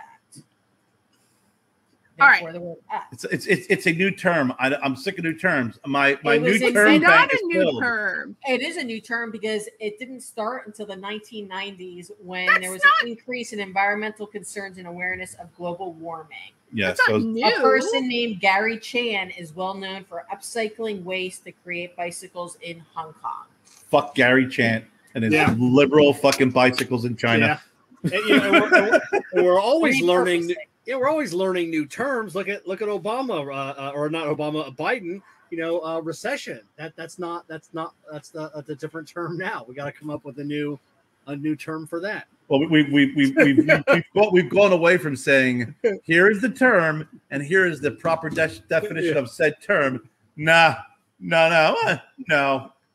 you're wrong. Yeah. It wasn't like Bush. At least Bush just made up words. Oh, I know. At least made up math too. Oh my god. That fuzzy math. Yeah, fuzzy math. Fuzzy math. And what was some of the terms he used? That was fuzzy math. God, it was the one thing that was funny was he never said the term, but Will Ferrell, when he was doing a skit, used it, and it was strategery. Strategery. And the funny part was that after that skit, they actually had in President Bush's, like when he would get like his daily and weekly like meetings, they actually had a strategery meeting. They called it a strategery meeting after that skit. Oh my god. So that was one that he never made up, but they were like, that's fucking great. I remember that episode. He's just like strategery. Yeah, that's all he said. Didn't you just make up a word the other day, or the last time? I don't know. I was I had to go back to work for like 2 weeks, and I go back to work, stand around every day for a couple days. But I overheard Eric talking to a customer, and he was having an electrical glitch in his car, and he used the word electronical.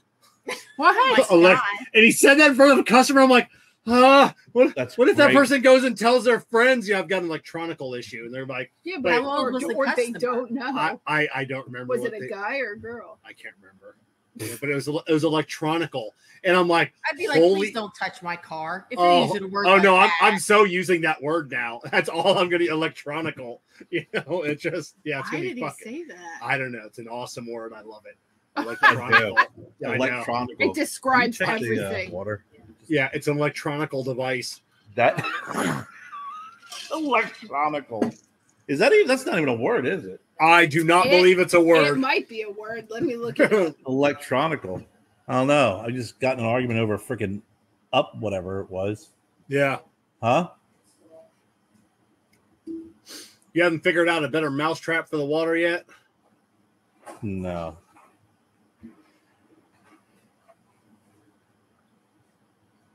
I wonder how well my unit would do. It says, is there a word electronical? New word suggestion. Anything powered by electricity, which has microchip technology. Oh, we got to add that to... it says electronical. What's that word? A portmanteau word for electrical or electronic. Yeah, I'm gonna have to add that to the Urban Dictionary. Simple electric devices to complex electronic systems such as computers, as used as a noun, usually in the plural. Yeah, not an official word, FYI. Is it in the dictionary? No, it is not. Yeah, bring along all of your electronicals. It is in Urban Dictionary. Oh, it is in the Urban Dictionary. Yeah. Okay. It says a drunken reference to electronic equipment. Yeah. So when you're drunk, it's acceptable to say that. It says, I can get you anything electronical. Yeah.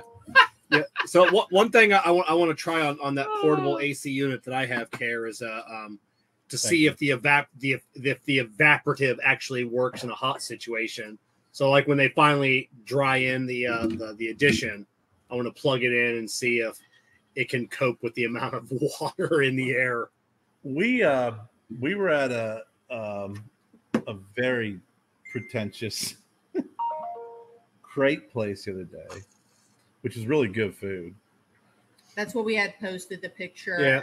Yeah, I can't lie, Jen. What you posted looked disgusting. It was really good though. I know it was probably good, but I looked at that and I went, I don't think I could eat that. I don't like sunny side up. Yeah, I like over easy, right? Mm-hmm. But the way they made the sunny side up was not snotty. No. And it was so good. But I walked in and they had this air conditioning unit up above us, right?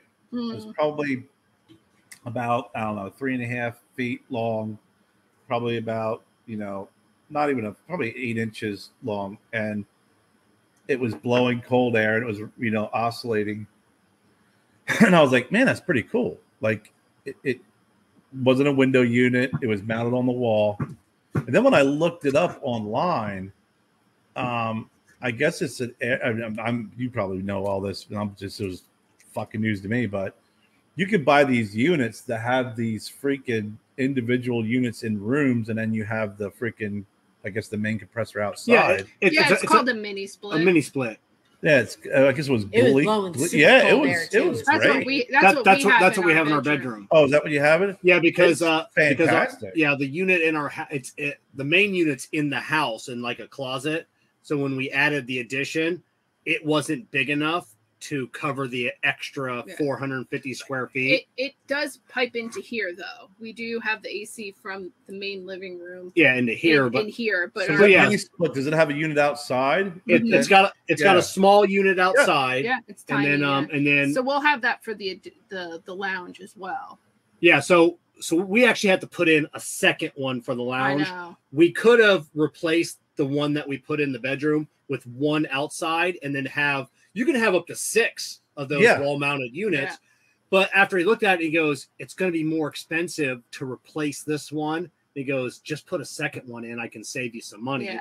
So we're just going to put what brand is it we use? Ours is LG. Yeah. Okay. If you were looking to do it yourself, there's a company called Mr. Cool. They're the biggest homeowner do-it-yourself kits for the mini split. And what it does is the main outside unit comes completely charged with Freon. So basically you hook everything up, you mount it, and then when you go to hook up the hoses, you break this seal and it instantly charges all the lines. So you don't have to have an AC company come out. Yeah. And like ours was commercial grade. Right. They had to come out, vacuum it out, but the cool thing this is one was Glee or they're you can buy them at Home Depot now. I can't remember the name. I can't remember the name of the brand, but it was just pretty put cool. a little concrete slab down, like a little thing, and then put it on top of that and ran the. Now the new one on the Edition, they're going to mount on the wall. So they don't have to mount it on the ground. So they're going to mount that one on the building. The main unit. Oh, I didn't know unit. that. Yeah. Oh, I didn't know he was going to. Because I think when we were looking, I saw that they could do that. But because when we left, can he do that to the other one? I'm going to have him do it to the other one. When we left the restaurant, I walked around the back to look for that unit, and there it was. Just like you said, it wasn't a very big unit. It was just sitting outside because I think they had a couple of them, and it was fucking great. Yeah, it was. We spent a little bit more money on this one because if you can get one that just cools. But we decided to get the one that heats and cools, so it was a couple $100 more for the heater unit, and then it's got like inside the unit like the vents that are constantly rotating up and down. Right. Yeah. We just put these little bleach tabs in it. We to keep the them light, up and then just make sure there's no mold or anything and then the outside unit runs 24 hours a day, like it never shuts off. But it's you can't even hear it. It's variable speed.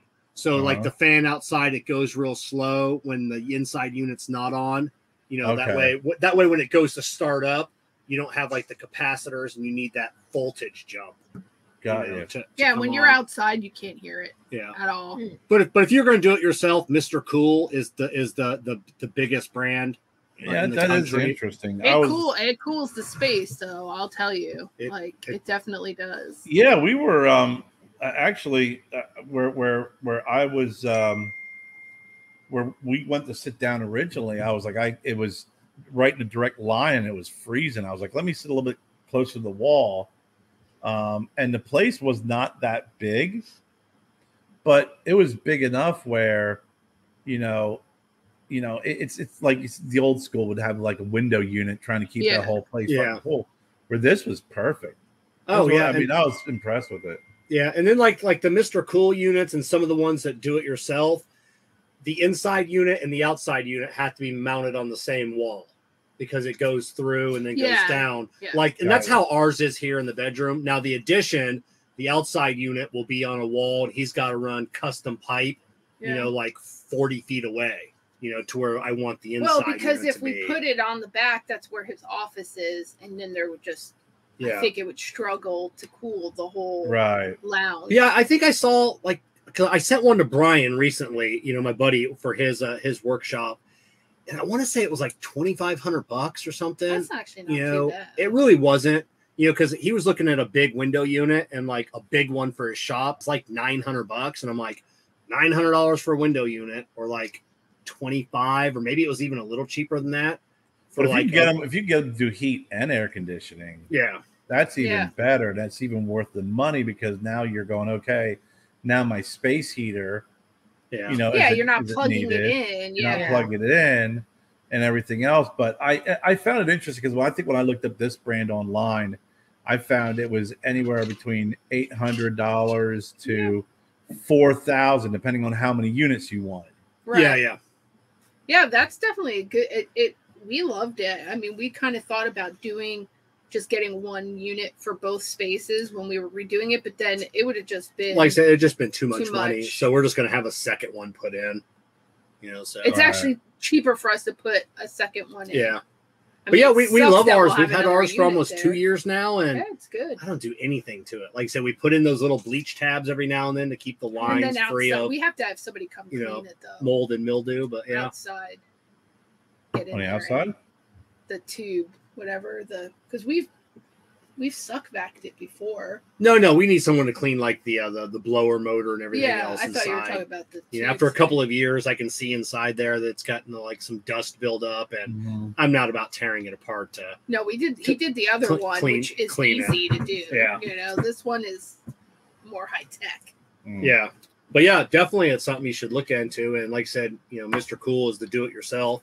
You don't need a company to come out and it is tiny. Like it is literally like probably that big, or that long, and that tall. It's not big at all. Yeah. So I got to make a decision next year for the cooling of this room. Now, what's nice is when we started off the night before I turned the AC on, it was 89 degrees in here.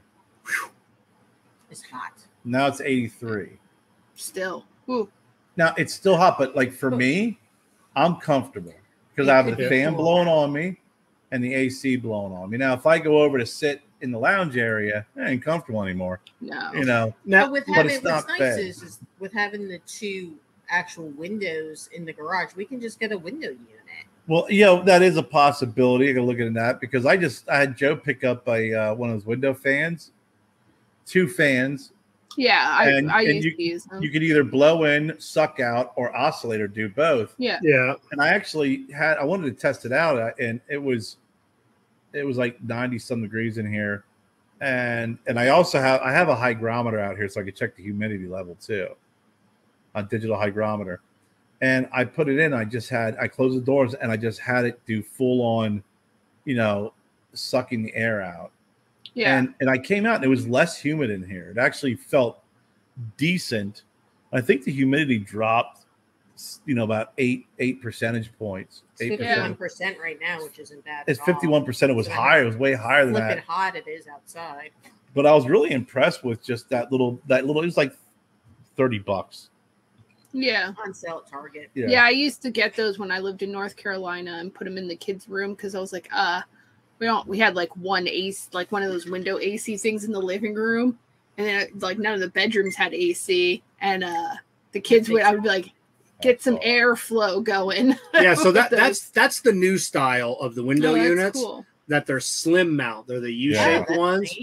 Like that's like the new, so you don't waste half your window. Yeah. It's only. Yeah, that's actually really so nice. that's like Yeah, that's the new style of the window. So, and I've never looked into those, like the reviews or ratings or which one's best. But I remember seeing those probably about a year ago, and I thought those were pretty cool. That is and cool. like the ultra slim mount.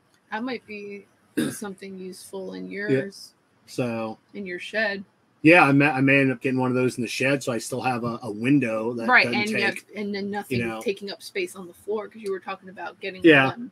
Now I'm just wondering how well if you got a dehumidifier that you could keep like at the front of the garage with the hose going outside to dehumidify your garage lounge, and then would the AC work a little bit better, then maybe have to drain that a little less often if you tag it. I don't know. I what I'm trying to avoid is having multiple freaking units to cool down this area. It's like a fan, a dehumidifier, you know, this, and it's just trying to, like, right now buying an air conditioning unit would be stupid, right?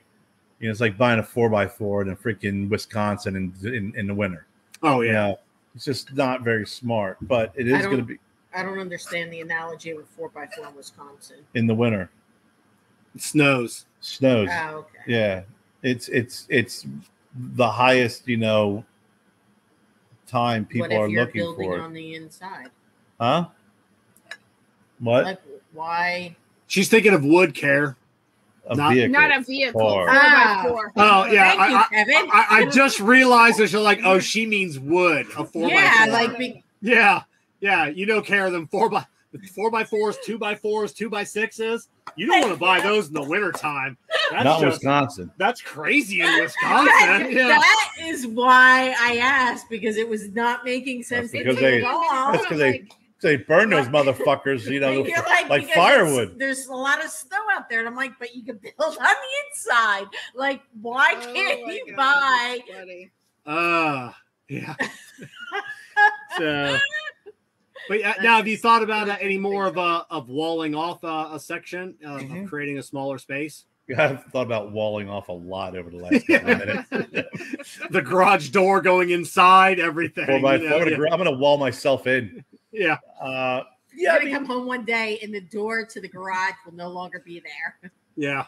I still think you could do where you go in a little bit. So you, yes. Yeah, that's what we're talking about. Yeah. So you have like Jen's going to come home one day, hit the garage door opener. The garage door is going to open. It's going to be a wall. Yeah, a wall. Like, what the fuck? Yeah. No, I thought about kind of where I did my little wall here and building that straight out. So there's still enough room over here where the workbench is and stuff. And then it would actually kind of create, because we should divide realistically right now, I'm not using any of that part as a lounge anyway. Right. Yeah. Oh yeah. You've just got that corner like right in front of you. It's right in front of me. Yeah. And you know, in order to utilize the rest of this as a lounge, I would then go through the whole process of getting a new hot water heater, doing this, blah, blah, blah, blah, blah, blah, blah. Or if I did it this way, I could not only wall off this area, but then I might be able to get in some extra electrical outlets on that wall as well. So, but it's definitely something I'm looking at. And I could even wall the front off so you can still have access into the garage through the one side. Yeah. And then when the garage door opens, it'll just be a big finger pointed at our neighbors on that wall. I'll just paint that right on the wall. Why? What's going on with your neighbors? They're just assholes. They're just nuts. But it's a crazy lady who screams at her kids and she is really. Yeah. It takes a lot not to say something or to say something. Because, like, you know, when you're that close and she's talking to a 5-year-old kid, she's just like, Bruce, I fucking told you not to do it. And I'm going, you know, that's big on TikTok right now. Put some outdoor cameras with sound, create a TikTok channel, get Joe on that. And I feel so bad for him. Like, he was in the car yesterday. We were doing some stuff outside. And, I came around the corner from the back area and he was in the passenger seat. So he was closest to our driveway and he started talking. And you could just tell he's just only wanted to talk. Yeah. While, his little I think it's a boy, right? His little 11-month-old brother is in the car seat. I don't She's know what nowhere that to fucking be kid found, and it's hot as fuck outside. And I'm just standing there talking to him. And he's the sweetest kid. He's 5 years old, you know. So, but I did want to recognize that the show did change the spaghetti options for this evening. Yeah. Pasta options. So tonight. This is my story. I'm sorry. You can marvel in all your shit afterwards. But Bucatini. I personally am I like angel hair. Angel hair is number one. I will eat other pastas. I do not.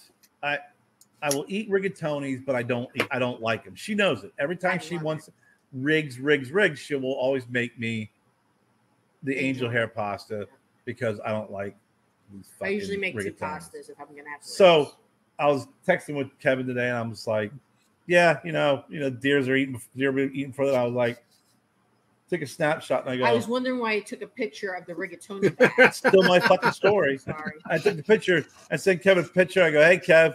I said, I don't like rigatonis. Look what we're making tonight. And I get what are you doing? I said, I just took a picture of this and sent it to Kevin and told him that, because I love rigatoni so much, you're making these for me tonight. She's like, well, we don't need to eat rigatonis tonight. We can make something else. I told Kevin, he's like, that's because she doesn't want to be brought up on a show tonight.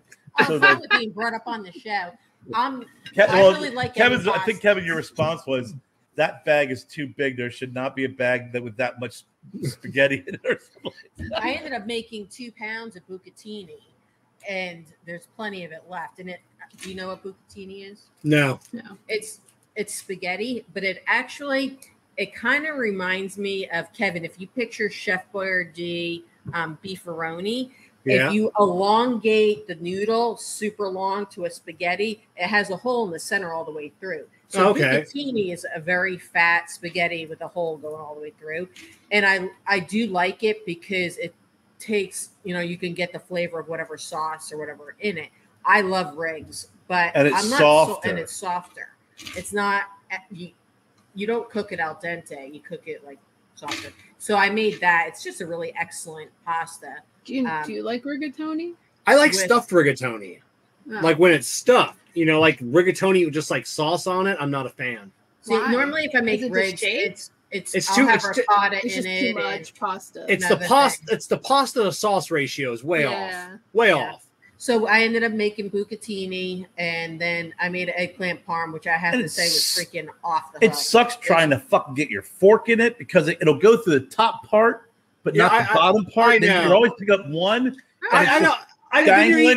You're eating one rigatoni at a time, and then versus spaghetti or angel hair, you get like 50 at a time. Yeah, you're supposed to eat slower anyway. Yeah. It's probably and then you're chewing this rigatoni, and I know this is going to sound funny, but when I'm chewing it, it just feels like the pasta to air ratio that I'm eating and chewing is just so. Ridges on it? No, it's that hole. It's the big. It's like that. Yeah, it is big pasta. I'm not gonna lie. I feel like I'm over chewing for the amount of food that's in my mouth. Yeah, man, I haven't had rigatoni. A lot of air pockets in my mouth. I'm like, why I was gonna do rigs is I honestly one rigatoni. He was gonna eat pasta tonight because he's been doing very well on his diet.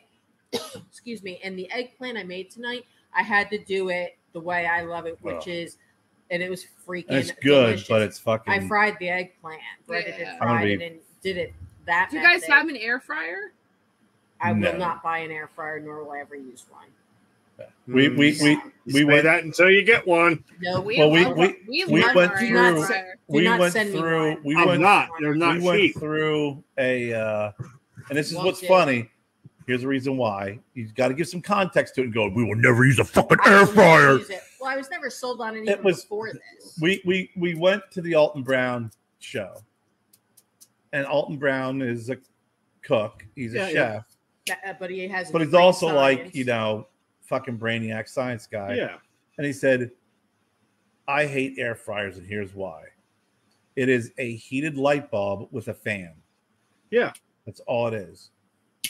And then he explained like the whole process, and he showed all these videos of it.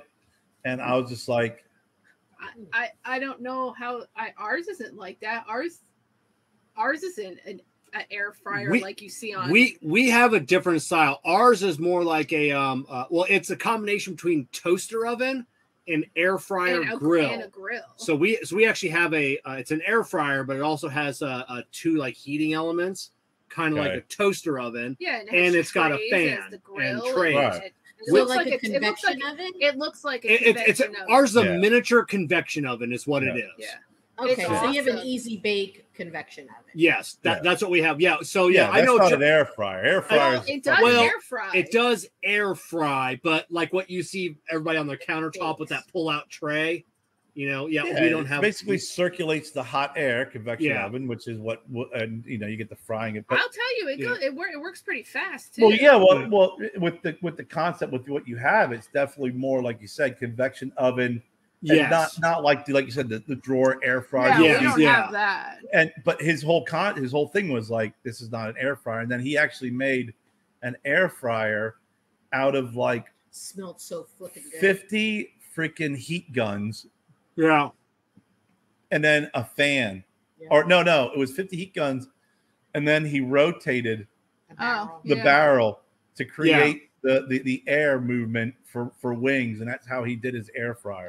Okay. He made wings. It was freaking hilarious because he had all these DeWalt freaking heating guns. What do you think the ovens are like then? I wanted the Samsung oven that had the built-in air fryer because it was a convection oven is what they're basically calling it versus I think air fryer is just a newer term for it. But man, they say it works really good. Our little one works so good. But so ours isn't a true air fryer. It's not like the ones you see where it's a miniature convection drawers oven. That people pull out and stuff. But I mean, we did have one for a little bit, and it never worked right. It's so small. Like you cook like 8 wings in it, and then that was a light bulb. It's very tiny. Like you watch the different videos of them making whatever, and it looks. It's a light bulb with a fan. It literally it heats up and even the most expensive one like Ninja makes the best air fryers. And it still has one little basket. Yeah, it's just you can cook some fries in it. And then I will say when we did do the fries, those came out pretty crispy. The fries did come out pretty good in a traditional air fryer. And I loved fry. I mean, it was hard for me not to fry stuff. But now I just don't. I don't think about it this way. I would still fry eggplant. I'm not gonna lie. If I'm making eggplant or chicken parm, I'm frying it. Yeah. If I'm gonna eat it, I'm eating it right. But you see, Jen baked it last week, made it healthier, and it was fucking so good. And trust me, I love the fried. She will fry them and she'll put them on the thing. And then let them, let the oil drain. And then I'm like grabbing them and I'm salting them and eating because they're so freaking good. They're good. But it's like I can't eat like that. I can still eat it baked. Yeah. That it doesn't. But now that the texture's not there on baked though, and that's what I didn't like. Joe liked it. Kerry liked it.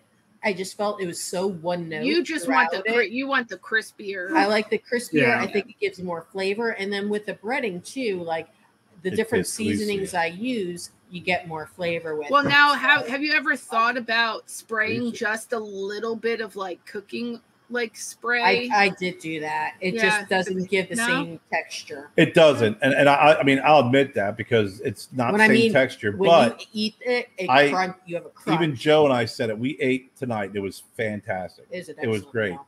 But since I don't eat a lot of fried foods, and Joe doesn't eat a lot of fried foods. I felt like it was sitting in my stomach, like still is. I'm going to have some once we're done with this because I'm still hungry now. Yeah. We ate early. I couldn't even, that'll be leftovers, but I can't eat, I used to eat fried foods. I just cannot eat the fried fruit. Fried food yeah, we don't really, we don't really fry anything. We don't fry it. Yeah, we bake everything, but I used to have a deep fryer. Those eons ago. Yeah. That's one thing I'm glad we never had a deep fryer. We've never had one. Thank God. That would be. But yeah, I'd be having mozzarella sticks every motherfucking day. Yeah, mozzarella sticks, chicken fingers. Yeah, would you like homemade chips? Yeah, hey, do you want an entire block of cheese for dinner? No. What if I cut it up and fry it? Yes, I will. Fuck yeah. Yeah. You mean mozzarella sticks? Yeah, I'll take 80 of them. Yeah.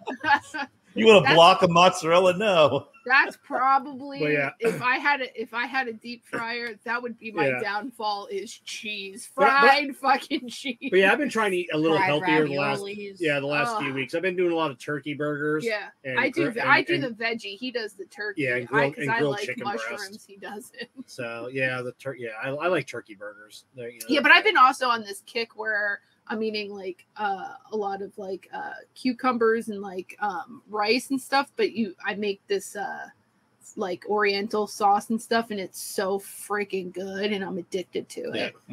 But man, because I'm currently at the heaviest I've ever been in my life. I mean, there's a reason you're not active. Well, that's it.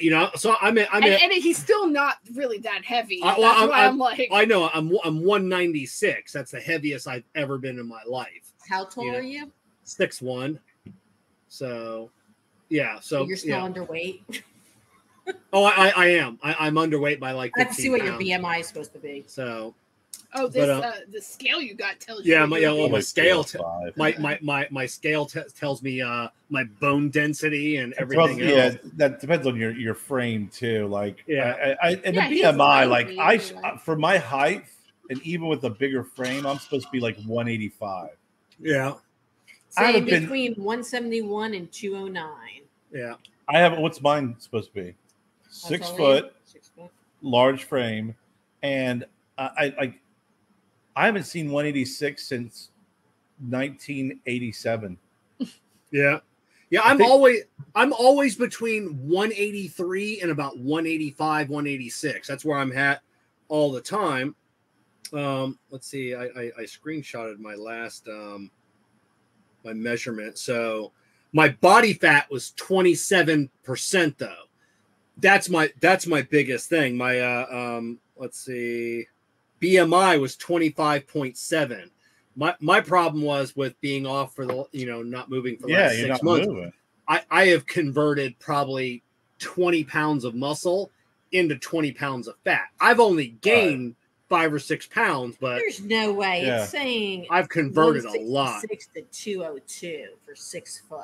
That's about right. No, that's at least. It depends on your frame. If you're 6 foot with a small frame, being 166 to 170 pounds is normal. Like when I played lacrosse and I was down to 200, 205.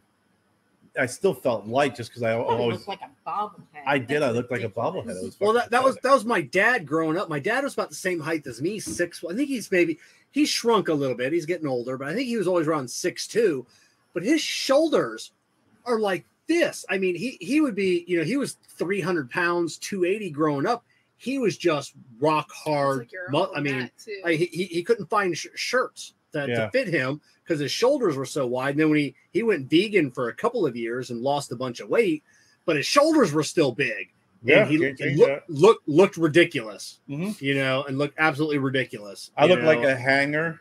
Yeah. Oh, yeah. There you go. Because what's funny is my jacket is a size 50. If I lose 90 pounds tomorrow, my jacket's a size 50. Oh yeah. It's not going to change here.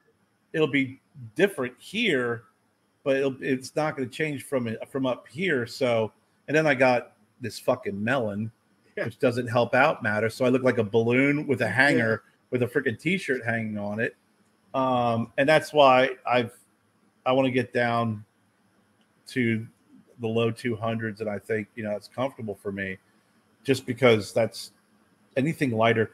I think at one point, it was years ago. I was, I think it was when I was going through early stages when we separated, going through my divorce. I was running a lot.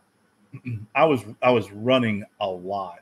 Twice a day, I'd probably run anywhere between 3 and 5 miles a pop in the morning and in the afternoon. And I think I got down to 195. Yeah. And when I went into the store and I was like 34s were getting baggy on. Oh my gosh.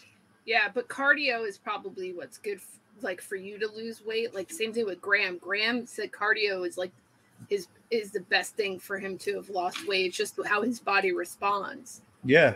And I was doing until I stopped doing cardio after I got attacked by the dog running. Yeah. I got attacked by him. Oh, I remember you telling us that story. Yeah. But seriously though, freak me the fuck out. Yeah. Yeah, but that's probably how your body responds to losing weight is cardio. Oh, it's just because I Graham want to lose weight, but I enjoy sitting around like me. Yeah. Not sitting around. Like they just opened a new frozen custard place, like right up the street, right next to Publix. Andy's Frozen Custard. By far the best chocolate espresso milkshake I've ever had. I think our biggest thing is we'll show each other stuff, but neither one of us ever go out and actually like do it. Like we don't go out to eat hardly ever we try to discipline ourselves. It sucks, but it's hard. But listen, if we're going out to eat, we're eating shit. I mean, that's just the way it is. I do. You know? I have, especially it's hot out. Just I don't have a sweet tooth. After dinner tonight, I would have loved one of those chocolate freaking milkshakes. Or there's the place Jeremiah's that, thank God, is not close to us. It's a little bit of a drive. That does like probably the best Italian ice I've ever had. And then it layers in soft serve ice cream. You would think it's a gross combination. It is not. It's actually pretty tasty. It's you guys were saying that the last time. But I don't like when she's like, I'm gonna get you want a milkshake one. I'm like, no, I don't. I don't. I brought him a chocolate peanut butter. He's like, what the fuck you bringing this for me? Kevin would be happy with that. My problem with milkshakes is like my milkshake is like 3,000 calories. I want brownies. I want chocolate fudge in there. You want like a concrete or whatever those are. I do. Like if I'm having a milkshake, God damn it, I'm having a milkshake. You would love this place, Kevin. Andy's. They have more combinations that I've ever seen. I think sometimes you try and torpedo my diet because I'll be sitting there. I'll be sitting there at work, right? And it's like, okay, so this morning. I don't want you fat because I'm fat. I had Cheerios and I had my almond milk for lunch. I had, a sandwich, or I had a freaking, I heated up a meal that was 300 calories, and I'm feeling really good. It's warm. I'm drinking lots of water out here. Jen will come home and be like, I got you a chocolate milkshake with peanut butter and then some It was the first time I went there. I figured you'd want to try it because if I walked in with my chocolate espresso shake, I didn't want you to say, why didn't you get me something to try? We've never done that. I would have never said that, though. I thought it'd be very refreshing. Kevin, you would think he would be a lot heavier because he eats like ice cream. Thankfully, I have a super high metabolism. At night, at like 9:30 at night in bed, he eats. But I couldn't do that. I can't eat anything past like 7 o'clock. Jen would wake up 500 pounds. What is that ice cream place at Universal that we went to? Oh, that with the steampunk thing. Jen would just. That was so freaking good. We have to go to Universal just to go there. Yeah, probably. Jess, I lost 10 pounds just by not snacking in the evenings. Yeah. Like I would sit down and eat chips, drink milk. I lost probably most of my weight from my breakfast in the morning, changing my breakfast in the morning to just Cheerios and almond milk. I was drinking a lot of milk. I probably the fat. You didn't need the extra fat. But outside of just like maybe cheese on a sandwich, I have cut dairy out of my diet completely. They say taking the casein and dairy and all that stuff out is really good for a lot of people who are trying to lose weight, and then you slowly introduce it, but you're already in a like exercise diet routine, so you can.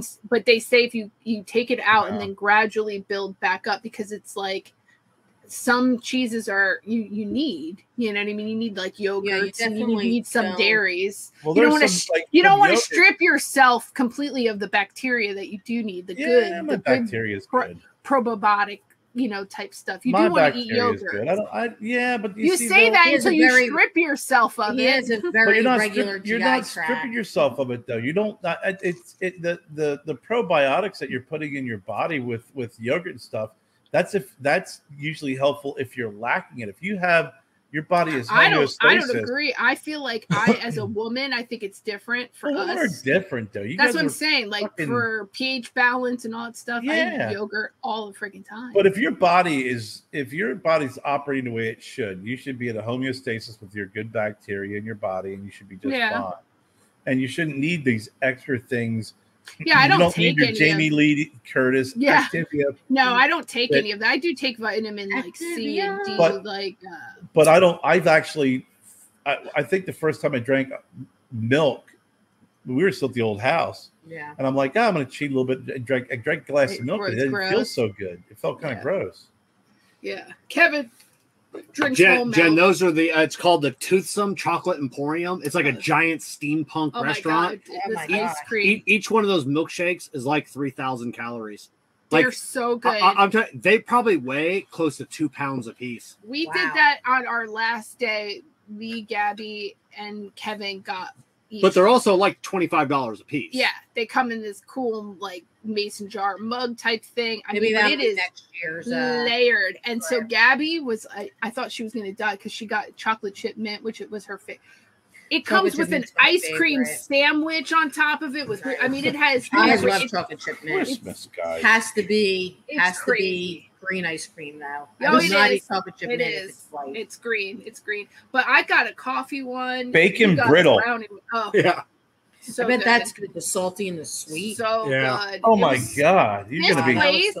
This place has because it also has diabetes. It also has candy that you could buy. Oh, it's a whole candy shop, but the line to get in, it's you're probably getting. It's probably taking 30 minutes to get your shake because you can sit down in a restaurant part of it, or you can go through like a takeout thing where you place your order and then you wait. It was so good. Have Joe pick up one of your fucking milkshakes on the way home. He's here. He's coming down the street. I just checked him out. Tell him to turn around. I'm getting fresh figs picked from the fig tree. Joe went to pop up at Nomina's house because he's over on that side of Greenville. Pick fresh figs. My dad asked me, I don't know how many times when we were sitting on the deck, don't you like figs? My answer's still no. I hate figs. Hate them. I get a text message from Nona saying, fantastic dinner. We love spending time with you. Your dad's getting you a fig tree to plant. Right on. Kerry, you like figs? Yes. Kerry loves figs. And then she follows saying, I know you don't like figs, but Kerry loves figs, so we're getting you a tree and the deer will enjoy them too. I don't how are you preparing them, Kerr? I don't like fig Newtons. I'll be throwing them to the deer. I don't know how you do them. Fig Newtons don't taste like figs. It tastes fucking synthetically gross shit. Newtons. Yeah. I love fig Newtons. Horrible. Oh, my dad's been making fig everything. Horrible. Yeah, we just watched the other day on Modern Marvels figs on how they're produced and made. Yeah. And her dad puts them on baked goods and stuff like that. And we saw people using them as jams. Yeah, I think your dad's actually. I've peeled them and eaten them. Pudding. Yeah, I've eaten them. Just as is. I've had fig. Oh, can you just eat them as is? Yeah. I've had fig pudding. Okay, I didn't. We watched how they were processed and how they end up being like a final product. I know, I love. But I didn't know that you could eat them. I love fig Newtons. I'll send you pictures of them when we go inside because fig Joe. You know what's really funny is growing up as a kid. Send him a text message. Growing up as a what? Joe. No. To go out. Growing up but as a kid. I also think prunes taste good. Growing up as a kid. I didn't like my mom smoked and I didn't like the smell of smoke, but I also didn't like the smell of the cigarettes in the pack. Oh, right? Really? It grossed me out. Huh. Fig Newtons tastes like or smells like a pack of cigarettes. No, that's weird. Not burning. I know what you mean, but I love the smell of I don't know. It's been so long since I've had a Fig smoked Newton. or in the pack. I was obsessed with them when I was a kid. Kevin, if you take a pack of cigarettes and you open it up and smell them, and then you open up a bag of Fig Newtons. It does have. It does. You're not wrong. It does have a little bit of that. I just remember Fig Newtons being very dry. That weird sweet smell. Yeah, I never liked them. Yeah, there's too much. There's too much like cake versus how much fig. I don't care. They're good. I like them. I like Fig Newtons. That smell I could not get over with Fig Newtons and cigarettes. Well, Fig Newtons are great. Sorry for your loss. That's okay. I'm going to upcycle them. Yeah. We'll send you some pictures once. You mean repurpose them? Them? Dry them and make recycle. Make fig raisins or something. Make some fig crumble. Well, on that note, I thought they were gross. I'm telling you, you fucking smell those two. We got to do a smell. you're going to be like, I haven't smoked a cigarette in. I'm not saying smoke a cigarette. 9 years, so I haven't. It's been almost 9 years. So Aunt Sissy comes over here. I don't sniff her pack of cigarettes. Next fucking time I'm saying. But they're menthol as well. Doesn't that's different. Menthol. Hope she's switching to something else soon. I know, right? Oh my God. Anyway, it's fair to say you don't have pica. Pica? I don't know what that where is. you want to eat and put things in your mouth that you shouldn't, like gasoline, smelling, cigarettes, all that stuff, since you don't like the smell of that stuff. Yeah.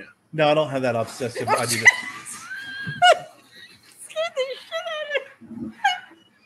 I text him to use the back door. What's the temperature now, Kerr? 97? 98? Thanks, Joe. It's going up. Good Not only that, Jen's you need to pull Kerr, you need to pull that little rope when you're in there and the AC's going off. Did Joe come in? Yeah. Oh, he's closing the door. I have, you know what? When we got our Joe, I'm just fucking with you. Come on. When we got our garage door openers, they only gave us one. Mm-hmm. So we wanted to get an extra one for both cars. I got a third. Yeah. For at the desk. Yeah. So when this happens, I'll close it. But I text him saying, use the back door. We're doing a show. I'm sorry. Was my middle of my sentence interrupting the beginning of yours? So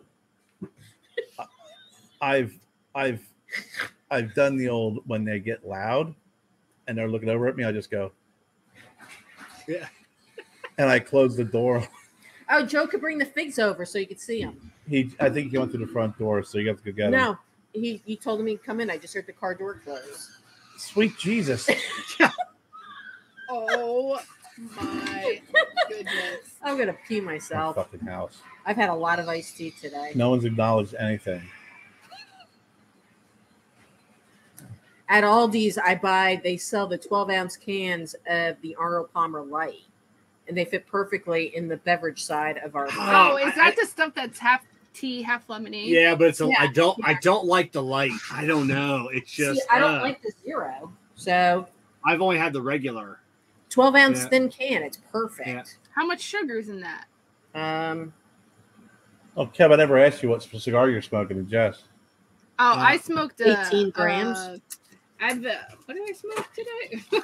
Oh, the Conqueror by Adventura. I smoked the Rebellion cigars, Paradise City, and now I'm smoking a Herrera Esteli Red Label. And I did have this Cider Boys Peach Country. I was wondering what you're drinking over there, throwing it down. Yeah, I had the Paradise City. Hard cider. Hard cider. Candela. Oh, right, yeah, right on. I haven't really been drinking at all. Now, Jen, have you ever had, which when I was a bar manager, I was hooked on them, was they make, I forget what the brand was. They make sweet tea vodka. And then I'd mix that with a little bit of lemonade and make a hard Arnold Palmer. Oh, I'm not a drinker. So yeah, like I'd probably try it like if we were somewhere and it's like, hey.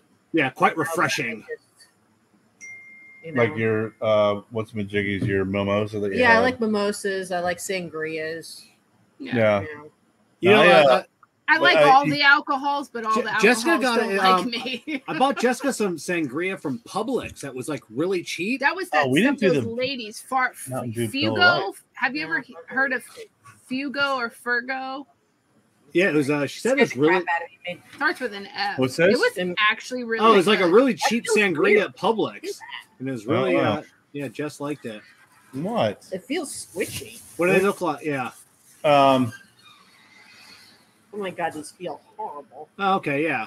Oh, they look like little weird pears that have been eaten. They look like testicles. Yeah, they do. Rocky Mountain oysters. Yeah. What? That's what they look like? I would not known that. Huh. What? I guess. I don't know. Take a bite of one. Can you eat it like Yeah, that? all the wash it off and stuff you can. What? Show it to them. I did. It has a very fleshy inside. Did you ever know that when you open up a fig, it looks like a uterus? It does. No, look at that. It does. Here, Joe. Do you throw them in the red refrigerator? Yeah, put them out here. I don't have room in the. I don't think. I don't know about the skin, but maybe you can make fig wine or fig beer. That'd be nice. Maybe you can infuse cigars with fig. No. No, yeah, you definitely don't want an organic type product. Is it sweet at all like that? Or is it It's just so squishy. I don't like them. Care? Well, speaking of that, Kerr, are you still doing the infused cigars for the shop down the street? Yeah. I asked him a question first. Now What I'm was your going to get on question? to you. You always do that to me too. I'm going to cut you off and you cut me off your too every question? time. I said, are they sweet like that? When No. you bit into it, it's not sweet at all. That was A little all I bit. wanted to know. A little bit, not much. Now you can go with your infused question. Yeah. Go ahead. No, he already said yes. He is. Oh, okay. Yeah, it's Cognac's the biggest one. it's I mean, it has a little sweetness to it, you know, Oh, okay. but it's they're good I don't know. like that. Yeah, and for me, it's just enough sweetness. I don't have a sweet tooth, Yeah. but I do like fruits. I do like certain fruits. Yeah. I do like fruits too. I got like salty things. I got a sweet jaw. It's not just the one tooth. No. It's all of them. If I'm gonna have a snack, I want it to be salty. Mhm. I like Kevin, salty are you a things. Skittles person? I- love I- Skittles. Sour Have you been Patch. reading about them? I No, love Sour Patch Kids too. I like I like sour Skittles. that supposedly that they're like really horrible for you and that they're trying to get out of I'm the sure. US. Yeah, whatever. It's all No, shit. because of an ingredient. I don't know if it's aluminum or whatever. It's probably the glycol that everybody bitches about. No, know. it was a metal that I can't remember. We'll have to talk about it on the next show. I'll have to- Skittles Oh, has is that been the around aluminum forever. flavored Skittle you're talking about? Yeah. The mystery Skittle. The It's mystery aluminum. flavor. It's Yeah, iron, you know- copper. Yeah, I mean, It's Yeah, been it's, in the news a lot, and I just we ignored it because I love Skittles. but we use titanium dioxide. Oh, we can't eat it, but we'll put titanium dioxide in our deodorant, put it on our armpit. Yep, put so it it gets right absorbed by your skin. Yeah, puts right into yeah. I'm like Jess. Give me salty. Give me I love Sour Patch salted Kids, nuts. though. I at night. The only thing I do snack on at night. I'll have to eat some nuts. I love nuts. I love chips. That's my downfall. Yeah, I do that with pretzels Salty or carbs, popcorn. pretzels, popcorn, same thing. M&M's used to be your go-to. Well, that was the only. But see, I like that sweet and salt. I'll take popcorn or pretzels and put M&Ms. M&M's is Yeah. really is my only kind of like. That's Yeah. my only I like M&Ms too. indulgence, I guess you could say. Because I do if I like eating trail mix, and if it's got if it has like either dark chocolate in it or M&M's, I'm fine with that. That's really because I do like dark chocolate, but I don't have that need to have it. Yeah, If I don't eat it, I don't eat seek it. chocolate out. Now, Jen, like I said, it's found in more than 3,000 ultra processed foods. Swedish Fish, Jello, Little oh my Debbie God, Tasty Swedish Cake. Fish are my other one. Fish? Yeah, Sour I Patch do like Kids. That's Swedish my Fish. number one. Yeah, so Pop Tarts, Rice Oh, Krispie wow. Treats, Cheez-Its, Jen. Oh my God, I'm screwed. In cheeses? It's basically in my regular diet.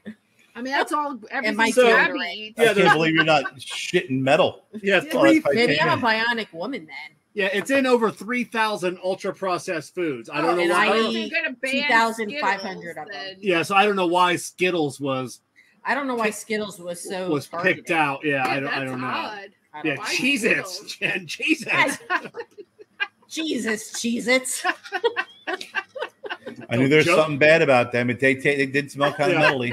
Tell Joe, he's gonna have a relapse. He gotta back off the Cheez-Its. Yeah, it's not good Cheez-Its for and him. Skittles. And I like You know. the extra Rice tasty ones, Krispie too. treats? I don't Yeah, eat Rice Krispies. Yeah, and the Swedish Fish. Sure, Yeah. it's the I love do them. like Swedish Fish. So I've been eating Twizzlers a lot lately now. I don't Yeah. really like Twizzlers. So you ripping at those freaking Twizzlers like a monkey ripping at his freaking banana today. we were on Abe's show the other night for the Oh, Pope his release, kids, and then before the show we were on about 15 minutes, and we're sitting there chatting, and his daughter just kept coming over to hand him a Twizzler, Yeah. and then he'd eat it, and then she'd hand him another one. I'm like, God, I want to be that rich. Yeah. I go where people just feed me Twizzlers That's all not. day. No, Yeah, his, yeah. his kids are so cute. He's like, "Where'd you get Twizzlers from?" She's like, "The gas station." Yeah. Like I guess it. So, all right. Well, on that note, because it's been 2 hours. Yep. I'm Broadleaf Bully Kevin. I'm Broadleaf Bully Jess. I'm Broadleaf Bully Kerr. And I'm Broadleaf Bully Jen. And remember, Bullies make good friends. He's doing it again. He didn't. From Kev, Jess, Kerr, and Jen, we are the Broadleaf Bullies. Thank you for joining us, and remember, bullies make good friends.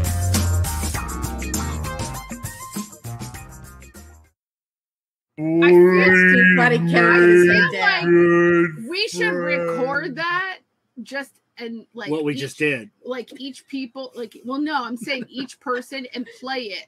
Yeah. Like before. Well. Are you saying have everybody record it, then Before- layer it, Yeah. Yeah. and then all that great production? No, we'll just keep doing it the way we're doing it. Okay. Yeah, that's it. I need Whatever. these I'm too back- tired to think. I don't know what's happening.